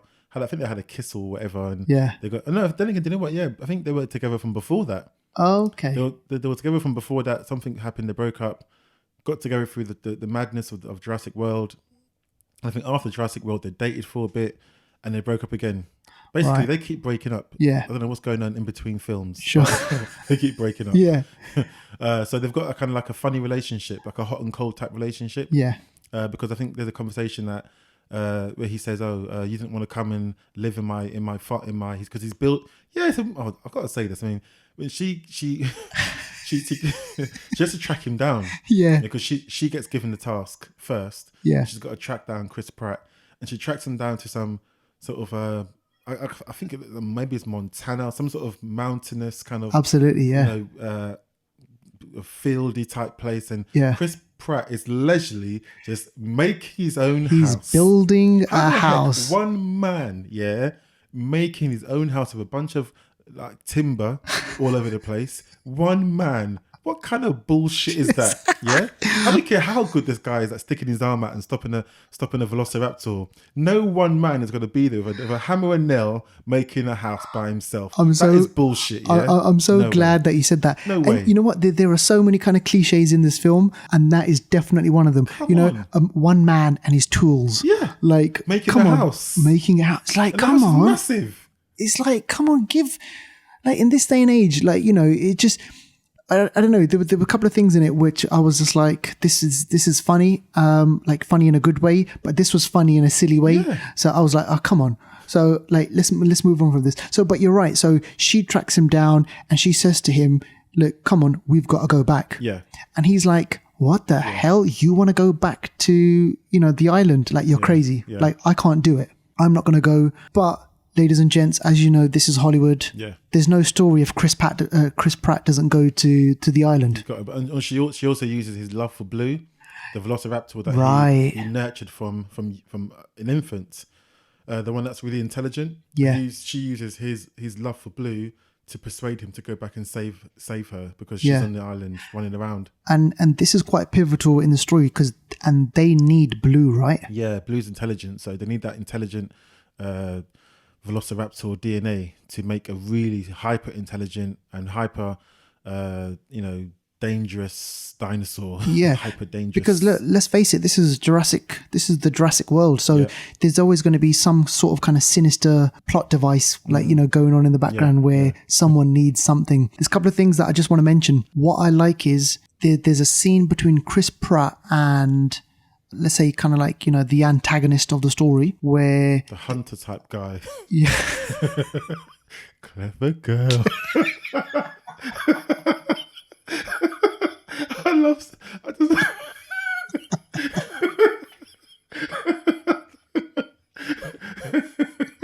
This is hilarious. I'm sorry. I know. Oh my gosh. When you say that now, it's just so funny. But he faces off with the and you always get this kind of like this the military type guy. Yeah. Like there's always that cliche of that type of guy in there, and he faces off with him, and then the guy turns around and says, "What? You know what? You've been kind of like experimenting with Blue. Like, what did you think was going to happen if you make, if these animals are kind of intelligent?" Like, this is what it was all leading up to. And there's a look on Chris Pratt's face, right, where he's like, oh, shit, yeah, right, actually. you're right. Yeah. Like, what I was doing has kind of led to this. So he feels kind of responsible. Yeah. These types of questions that I quite liked. But, for me, I thought it was visually stunning. I thought in a lot of places, right, now, and obviously I don't know what you think of the movie, but I'm just going to basically say, I thought there were a lot of parts of the movie where I was just like, oh God, come on. I've seen this before. I've seen, you know what, you've shown me this before. And what I couldn't get over was Chris Pratt. And now it's become the Chris Pratt face. Yeah. Where the camera, he is on him and he turns to the side. He does this little look. Yeah. And I just thought, oh God, he's become that now. Yeah. And I don't know why I should have been watching, like I should have been looking at the, the pterodactyl flying in the background, whereas I've got like Chris Pratt's face, like turning to the side and looking left and right, and he's just like looking like a pretty boy, basically. So I was just like, why aren't I, more into kind of like, the action stuff going on? But let's face it, there are loads of action set pieces in this movie. Yeah. So if you love your summer blockbusters and you like them loud and you like them big, this is without a doubt, it's going to like, tick those boxes. Exactly. The volcano sequence is crazy. When the volcano's erupting and they're trying to escape it. And I think Chris Pratt is doing this funny run. I don't know why he's running like that. Why is he doing that? Like his arms are flapping. It's like, I'm sure it slows him down. Watch it, guys. When you watch the film, when Chris Pratt's running down the hill, I'm doing it now. But he flaps his arms, and I'm thinking, hold on a second. Who does that? There's no way running down the hill, flapping your arms like that is going to help you run any faster. you got you got to be like this. This way you're stuck. Oh, anyway. So he's running down the hill with all these dinosaurs. None of them bump into him. Yeah, they're all just And he's flapping they his all arms. run past him. Really polite dinosaurs, you know. I wish these dinosaurs were on the flipping tube in the morning because they'd be more polite than the people that I travel with. But and then Claire and one of the other sort of students that Claire brings with her to the island. Yeah. They go in this little pod, this pod that they can sort of drive. Yeah. So they're all sort of running, and just before they get to the end of the course that they're running down, they actually answer the question that we had last week when you asked me, is the T-Rex going to be there? And I was like, oh yeah, of course, T-Rex is going to be there. And you said, oh, is the T-Rex good or bad? And I was like, okay, well, it depends on the situation. Yeah. Because there's a situation where the Claire and the boy are in the pod, and then Chris Pratt is just about to get in, and then the T-Rex comes out of nowhere. And we're like, oh shit, T-Rex is going to get them. Yeah. But then, so let me start again. Not T-Rex, another dinosaur. I think it's an Allosaurus. An Allosaurus comes from nowhere, and it's going to sort of attack them. Yeah. And then out of nowhere, a T-Rex comes and attacks the Allosaurus. And so in that situation, just like we said last week, it's almost like we predicted it. The T-Rex is a goodie because the T-Rex deals with a dinosaur that was going to deal with them.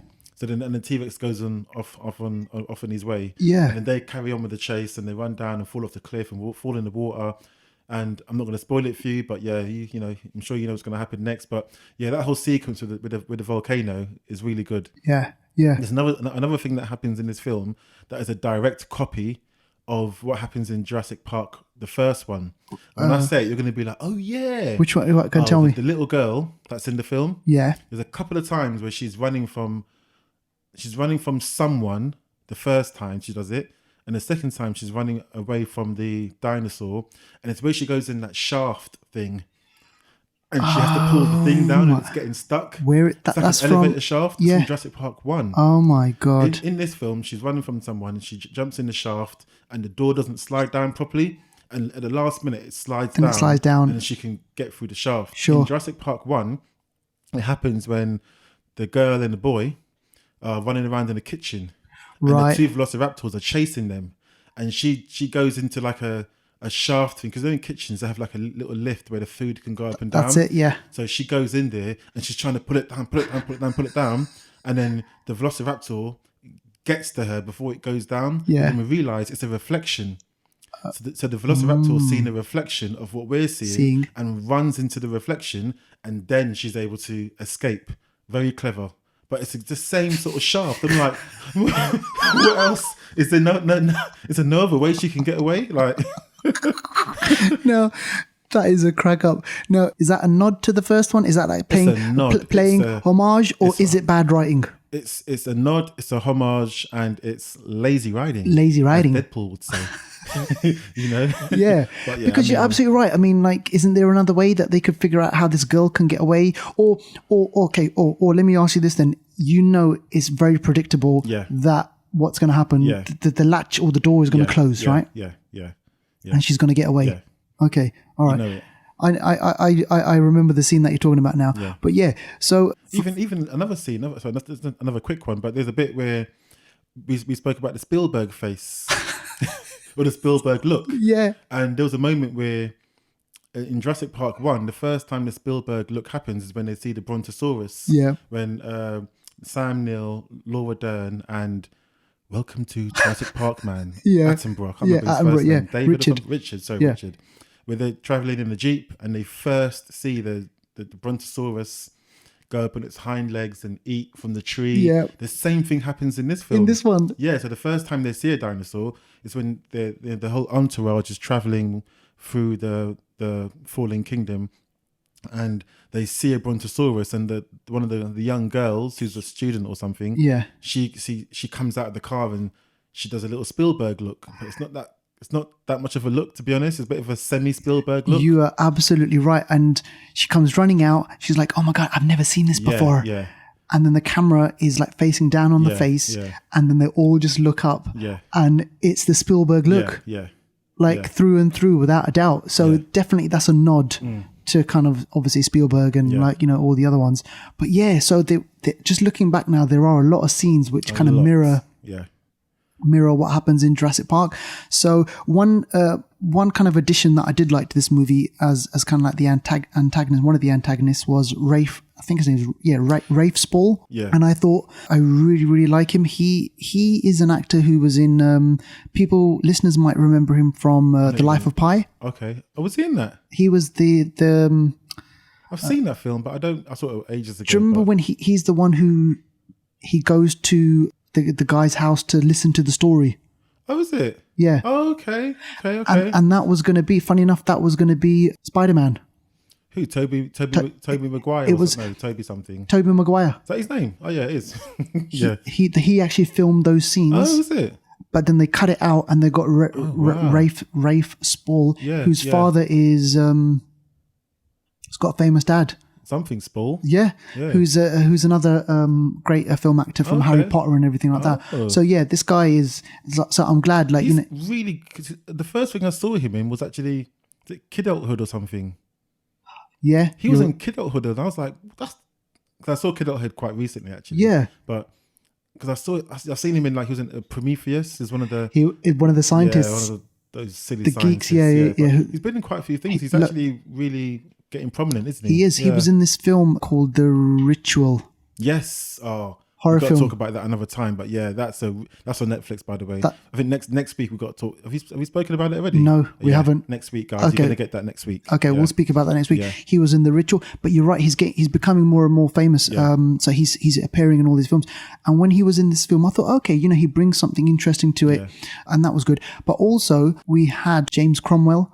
He's the old, Yeah, the sick. and again another cliche. Like Yeah. the old, sick, the founder of the company. yeah. And his role is that he worked in conjunction with Richard Attenborough. Yeah. So they Yeah. started the whole kind of island Were they together. brothers or something? Did they say Brothers or like really close friends or Okay, something. Okay. So, you know, you've got an angle there as well. So you've got all these kind of elements. But I have to say there were a lot of places in the movie where it was just flat for me. Okay. Like, despite it being this kind of big summer blockbuster, and people will probably say, well, you know, what do you expect? This is Jurassic World. If I'm comparing it to the 2015 version, which I thought was fun, which I thought was, oh my God, I haven't seen this before. You know, even Chris Pratt's performance, I was like, hang on a second, he's not doing much in here. Yeah, I know what you mean. Like, you know, It wasn't better than the first one. it wasn't better than the 2015 one. Yeah. But with this one, you know, the volcano scene was really good. Yeah. And then the fact, how could we even forget this? We're missing one major thing, one major character. Jeff Goldblum. Jeff Goldblum. Yeah. I thought he'd be in it a bit more, but I think the bit that he did have in it was good. It was cool. It was cool, but yeah, I was expecting a bit more. Were you expecting him to kind of be part of the action? Yeah. I thought he might be included in some sort of way. Yeah, maybe not be running around, but I thought maybe something he comes else, I back, don't know. like he gets taken to the island or something. I thought maybe possibly it could be that, but it's interesting because he's only got like one scene, hasn't he? Yeah, Has he got one scene? A couple, I think, towards the beginning and the end. Yeah, beginning and the end, and it's like his scene is where it's a speech. Yeah. And I was watching it and I was like, right, okay, so we see Jeff Goldblum at the beginning. I thought, brilliant. You know what? Yep, he's going to be in this movie, and it's going to move from, you know, this scene is going to then move on to him coming over there. And I was like, where's Jeff Goldblum? I wanted to see more of Jeff Goldblum, if I'm being honest. Yeah, I know what you mean. He's a quirky character. Exactly. He's a quirky character, and I think he deserves to be in a bit more. So hopefully, if they do the next one, which I'm sure they will, right? Yeah. 2021, isn't it? 2021. Yeah. So I mean, how saying that just it's just crazy, isn't it? That's like real future, isn't it? Yeah. But I mean, have they left it open? How is there kind of like total destruction? There is destruction, but then life finds a way, you know, because the dinosaurs are not dead. Yeah. And, you know, without giving away too much, the dinosaurs still remain. Sure. They're still either physical or in DNA presence. And there's people that want to buy these dinosaurs, and I'm sure they will create their own versions that are going to be maybe a bit crazy, and all, the next one's going to have some crazy dinosaurs in it. Definitely. I reckon. So yeah, definitely going to be a third one. It's going to make a lot of money. It is. And you know what, they're invested with, like, it was, I think when they started this, it was always going to be kind of like a trilogy. Yeah, it was. Yeah. And then when the 2015 version did so well, they were like, right, come on. Exactly. We need 3 films to tell this story. But it was interesting because BD Wong, he's still in there. Yeah. And he's still, messing around with the whole kind of the DNAs and... But it's funny, we never actually see him do anything. No. He just gives orders. I ain't seen him in a lab coat since 1993. I know. It's like, when did he become so powerful? Barking orders at everyone. And then you also see Toby Jones. Who's that again? He's another famous British actor. Okay. Toby Jones, the one who was the auctioneer. Oh yes. Yeah. He was in. Wasn't he in Deadpool? Was that him? Was it someone else I'm thinking of? I'm getting him mixed up with someone else. He was in. You're not going to believe it, or you might not remember him. Captain America 1. Captain America. I'm getting him mixed up with the one that's in Deadpool 2. The kind of school, the crazy school like head teacher, the one that Fire Fist was trying to kill. I always get them two mixed up. Oh, right, yeah. That's Eddie Marzen. That's the one, yeah. I don't know why I get them mixed up. I don't know. Yeah, but Toby Jones, seeing him in this was like really good, and he's obviously like quite funny. Yeah. So but there's other funny bits that always happen in Jurassic films. You're laughing already. But in monster films in general, and I still don't know why this happens. I don't know why it happens, but okay. I'm just cracking up. Anytime we see a dinosaur on screen, what's the first thing they do? Like, what are they shouting about? I mean, what is it? We see a dinosaur's got a shout. Why can't we just see a dinosaur going about his business, eating a bit of, a bit of foliage, a bit of leaf? Yeah. Why must they always go? Like, it's also at the end, it really gets on my nerves. Yeah, at the end of every Jurassic film, you're gonna have T-Rex just standing there, nicely framed shot, with the moon in the background, shouting in the distance. Like, what is going on? You're hitting your head on the mic there. What is going on? Sorry. What's he shouting at? Is he calling out for someone? Is he saying help? Like, I just want to know, because this always happens. And in this movie, it happens about 2-3 times. So at the start of the movie, when T-Rex saves Chris Pratt and them in the pod, he kills that that dinosaur, and then he does one. Yeah, he does one there.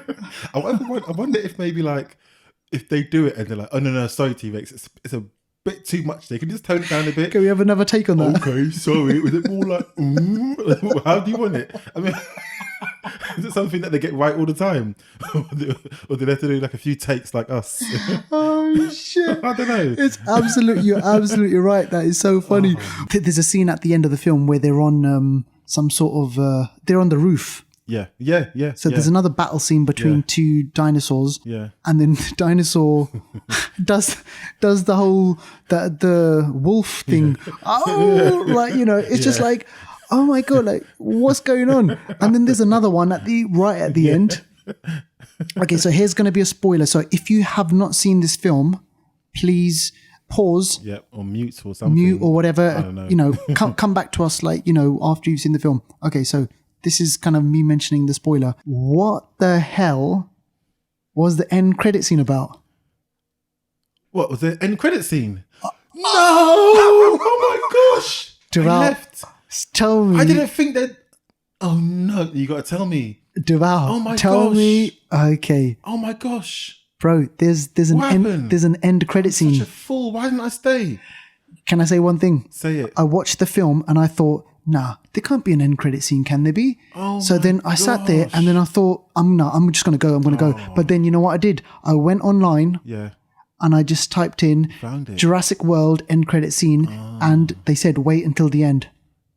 Okay.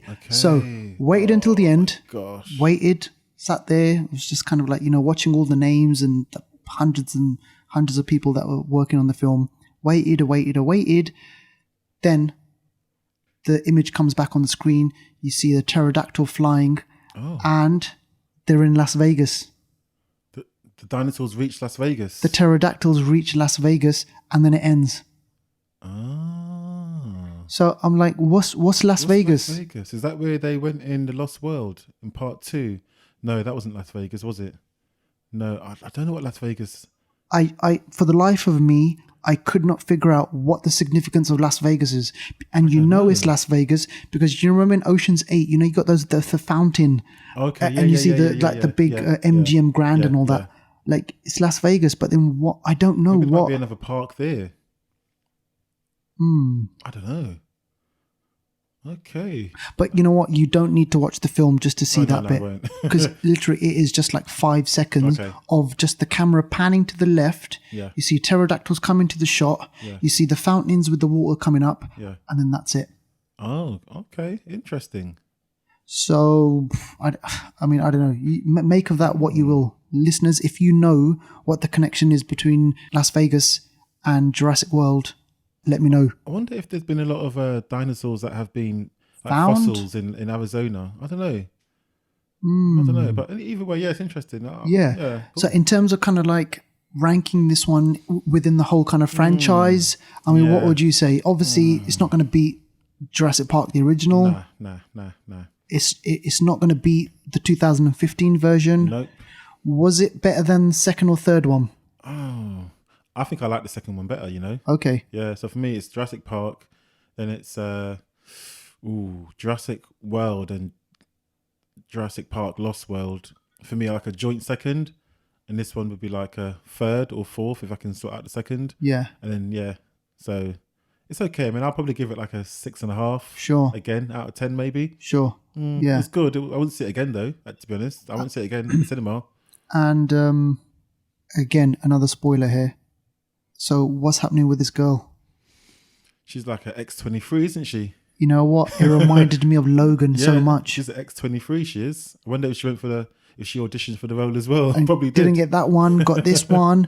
Yeah, so for the people who have seen the film, we're talking about the granddaughter of the old man. Yeah. In the story, the cliche old man. Not Logan. Old man, not Logan. Yep. So the cliche of the story of the old man being ill and then has a granddaughter who turns out is a clone. Yeah.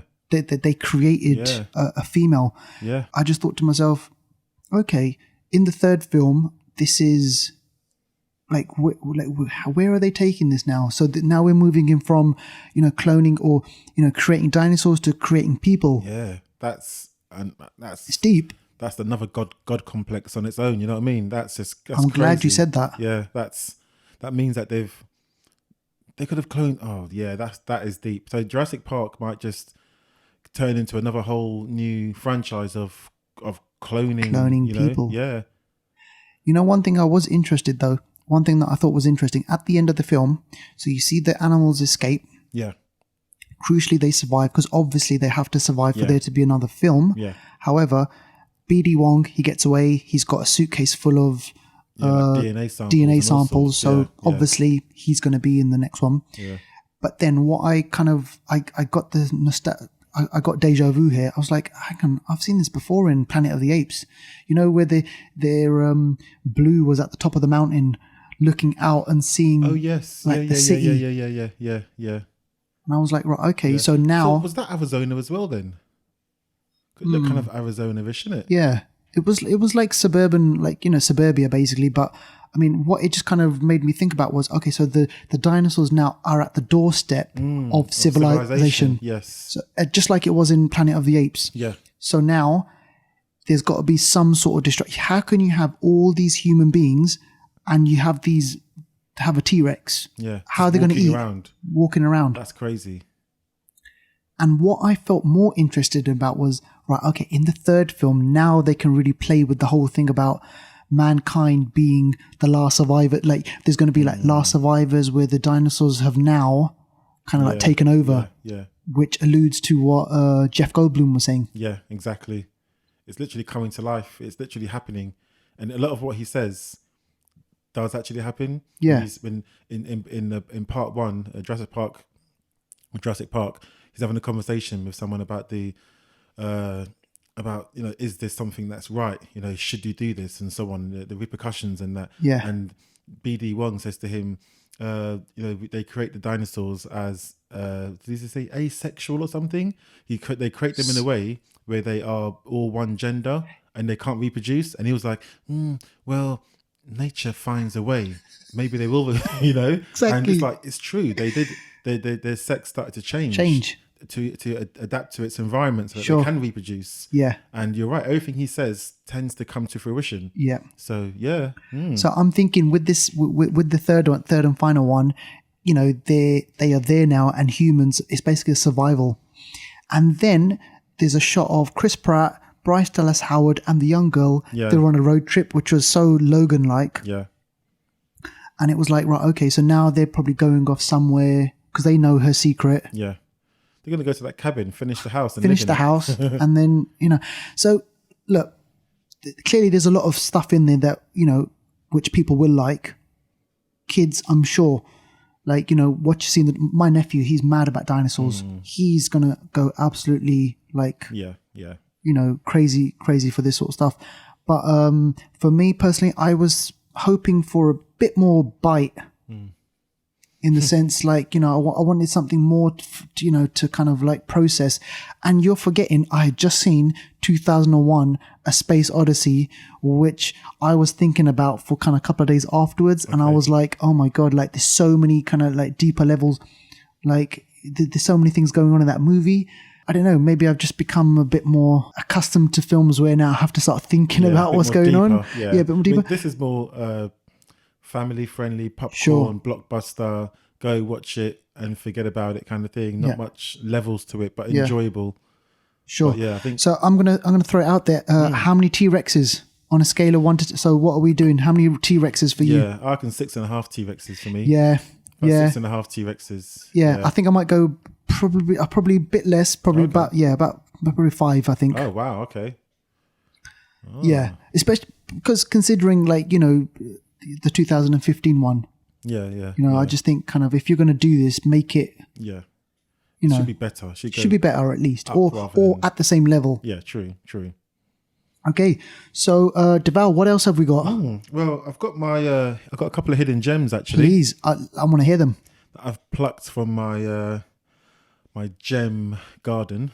Okay. So they're actually in keeping with the release of Hereditary, which is coming out on the 14th of June, I want to say, in advanced screening. Yep. I've gone, which is going to be a great horror film, which we're going to see next week and Definitely. we'll talk about. Yeah. But I've gone for a couple of, like, not horror, but yeah, one's a horror, one's a bit of a weird film. Okay. The first film is called We Need to Talk About Kevin. Have you seen this film? Have you heard about this film? Mate, I've seen it and I've thought about it and just like got shit scared of it. Lynn Ramsey, right? She directed this film and it stars The Flash. Ezra Miller. And Tilda Swinton. The chosen one. No, she's not. So the ancient one. The ancient one. Yeah. And it's got the funny guy. I forgot his name. C. Riley something. John C. Riley. That's the one. Yeah. Yeah. It's a crazy film. I mean, this film. Okay, give me your take on the movie. I came about it randomly. I don't even know why I watched it, but I think the title was a bit like, oh, why do we got to talk about this guy? But who's Kevin, you know? But yeah, this film was a deep, like I said before, we often see crazy reveal itself at the end of its journey. Yeah. With this film, you see how crazy turned crazy, where crazy came from, and sometimes the fact that sometimes you cannot stop crazy becoming crazy. Crazy, yeah. We need to talk about Kevin. It's about a film which talks about a boy who is just not well. You know, he's just not well, and he's hormones, teenage years, going to school, bullying, social groups, all the kind of things that kids go through. Sure. On top of his mental instability, it creates a demon. It creates just a devil, and you're absolutely right when you say that about demon. And you know, the one thing that I found so shocking, or one thing that just kind of like got me, he likes bow and arrows. So his mum buys him, or he has like a crossbow, and he has a sibling. Oh my gosh. That was one of the most shocking things I've seen in any film. Oh God, Yeah. you know what? I just thought to myself, you know what, right? There's obviously psychological issues going on here, and the film tries to explain. I'm not going to. No, it doesn't really explain, but it does show like the kind of journey that this character is going through, why he feels the way that he feels. Yeah. And the director shows us that possibly one of the reasons why he does the things that he does is because of jealousy. So he has a brother. Kevin has a brother, a younger brother. And when you think of your younger sibling, you think, oh, you know what? You look after your brother. You take care of your brother. You teach your brother. You don't feel jealous towards your brother. However, if we're being realistic, that is what happens. Yeah. Sometimes you do have sibling rivalry, but not on this level. No way. Where you would go out of your way to physically harm. I'm not going to say what happens to the younger brother, but you know, where you could physically go out and harm like a younger brother who's basically defenseless, really, like, you know, against kind of like any type of weapon. But that was shocking for me. Very shocking. I couldn't believe it. But, and just there's another thing that happens in the film as well. I think you guys, I don't want to spoil it too much, but definitely watch the film. But there's another scene that happens in the film that just really shows you his mental instability and where he is. And there's a scene where he's in his room masturbating, and his mother walks in, sees him masturbating, and he looks at her in the eye and just carries on. Yeah.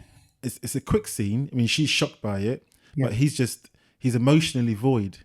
Exactly. And I don't know if it's the technical like psychopath, or there's technical terms for people that are not emotionally in tune and can do things that most people will find, you know, revolting and just, you know, not right, lacking empathy and things like that. And it just shows one of his it's crazy. But and then towards the end of the film, he does something really, you know, again, really crazy. I'm not going to spoil it for you, but it's something that we've seen and heard about on the news for years. Yeah. And this film kind of explores some of the reasons why that happens in the news. And, you know, it does a good job of it, I think, actually. I think so. And the one final thing that I will say is, despite all the stuff that he's done, she still loves him. Yeah. Yeah. And she gets vilified. Yeah. She gets absolutely destroyed by people because the instant reaction that we have is, oh my God, you gave birth to the devil. You gave birth to the demon. Like, you know, how could you? So she gets treated like shit. Whereas for a lot of parents, like, obviously you can't you don't know how kids are going to turn out. Yeah, exactly. But the love still remains. Yeah. And even though he's done these bad things, really bad things, she still loves him. And I thought, that's powerful. It is very powerful. Yeah. Very powerful. Okay. Very. No, I'm so glad that you mentioned that, because I haven't met that many people who have kind of seen it and then had like a similar reaction. Yeah. A lot of people who see it, they're like, oh, they got put off. Oh. Yeah. Because they were like, how can the masturbation scene and everything like that is just like kind of full on type of thing like that. But no, I'm totally with you. So if you can, ladies and gents, try and track this film down and and watch it. Okay, so what was the other one, Deval? Okay, second hidden gem is called It Follows. Oh, right. We are going to have a discussion about this right now. Oh, man. I was lingering on It because I thought people might think I was talking about It, but now It Follows. 2014. I believe it is on Netflix at the moment. Okay. It Follows. Another film that I don't even remember like why I watched it, where I didn't watch it in the cinema, but I watched it alone and I was shitting myself. I mean, It Follows it's in the title. It follows. Something follows you. What is it? Like follows you endlessly. Oh my gosh. Help me out, man. Help me out. I mean, and you know what the thing is? You know what the scariest thing is? It follows. Imagine your worst nightmare and that thing follows you for the rest of your life. Exactly. So just kind of think about that. Like whatever your worst nightmare is, it follows you. And The it can be anything. It could be fear of spiders, fear of flying, fear of heights. So it's that kind of that claustrophobic, that feeling that you get when you can't get away from something. And it could be like a physical thing. It could be a psychological thing. And this film, it manifests itself in, like a ghost. Would you say ghost But it's or? more like, I don't know. It's weird because it's like it looks like a person. It's any person, but it's random people. Yeah. Different sizes, different genders, races. Just a person following you no matter where you are. So you could be, if you're in a room, this person will find you. Yeah. And it will always come from behind, I think, was it? Yeah. It was always come from like behind or something. And no matter, it's almost like for the rest of your life, you will never rest because you cannot rest because this thing will always follow you and it will eventually find you. When it finds you, it deals with you in the most gross way. Yeah, the most gruesome way. And the thing is, right, you'll always be looking over your shoulder. My gosh, but crucially, I mean, can we mention this? I'm going to mention it. Oh, yeah? The one way that you can yes, of course, yeah. The way for you to get rid of the it or whatever it is that's following you is that you have to have sex with someone. Yeah. And then your curse or whatever it is, it gets passed on to the next person. That's such a crazy concept. So think about it. You got to start banging people for it to kind of like just go away. Now, the one thing I saw it like a while ago now, but I remember her having like sex with a few people. I don't. On the boat. I don't remember that happening. I don't know if she had with a few people. Did she? Remember, she walks out. Is this towards it? I don't know if I want to spoil it or not. And then I thought, okay, so I thought if she had like sex, I don't know. There was this little kind of thing where I was like, maybe I just need to watch it again just to kind of figure out. It's in my favorites in my Netflix because I need to watch it again. It's something that I think I watched it. I think I only watched it once, but I need to see it again. Yeah. But if what you're saying is true, we'll watch. Let's watch it again. Yeah.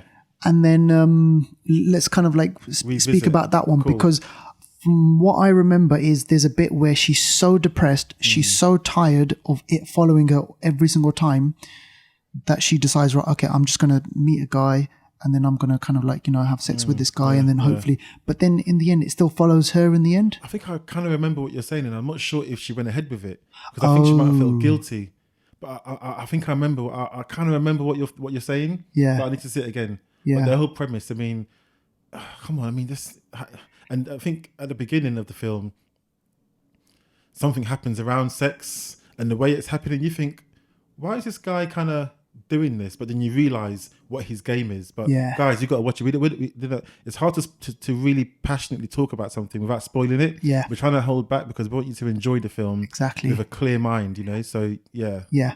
So, great film. Watch it. It's a great film. It's all 80s, isn't it? I think the soundtrack's quite 80s and quite, it's quite cool. And then I think like Quentin Tarantino, he wrote an article about it. Oh, did he? And he he messaged the director of it. Oh yes, I think I heard about that. Yeah. Yeah. So, and he was kind of like blown away by it as well. He loved it. And there's a big, if you go online, there's a whole thing about the ending of the movie. I'm going to see it again. So I'm going to see it again. I need to see it again. And then just if you go online and if you just type in the ending of It Follows, bro, there's like huge discussion about it. Like what exactly does it mean? Like, does it work? So there's all these things. Okay. So anything else on the agenda? Oh, I think we may have come to the end of the road. I love a bit of Boys to Men, man. Yeah, so I think that's it for today, ladies and gents. We hope you enjoyed the show as much as us. Yeah, great show today. Had fun. Great doing it. Remember to like and subscribe us, and if you don't, we will follow you. I like that. Devout, where can people follow us? They can follow us Twitter, Facebook, Instagram, and YouTube. We're always posting stuff on YouTube, so have a look at our YouTube channel. And if you have any suggestions or if you want any movies for us to review, please do let us know in the comments. Send us a picture of you, whatever it is. Get in touch we will be more than happy to engage with you. Most definitely. Thanks a lot for listening, guys, and we'll see you again next week. Bye. Peace out.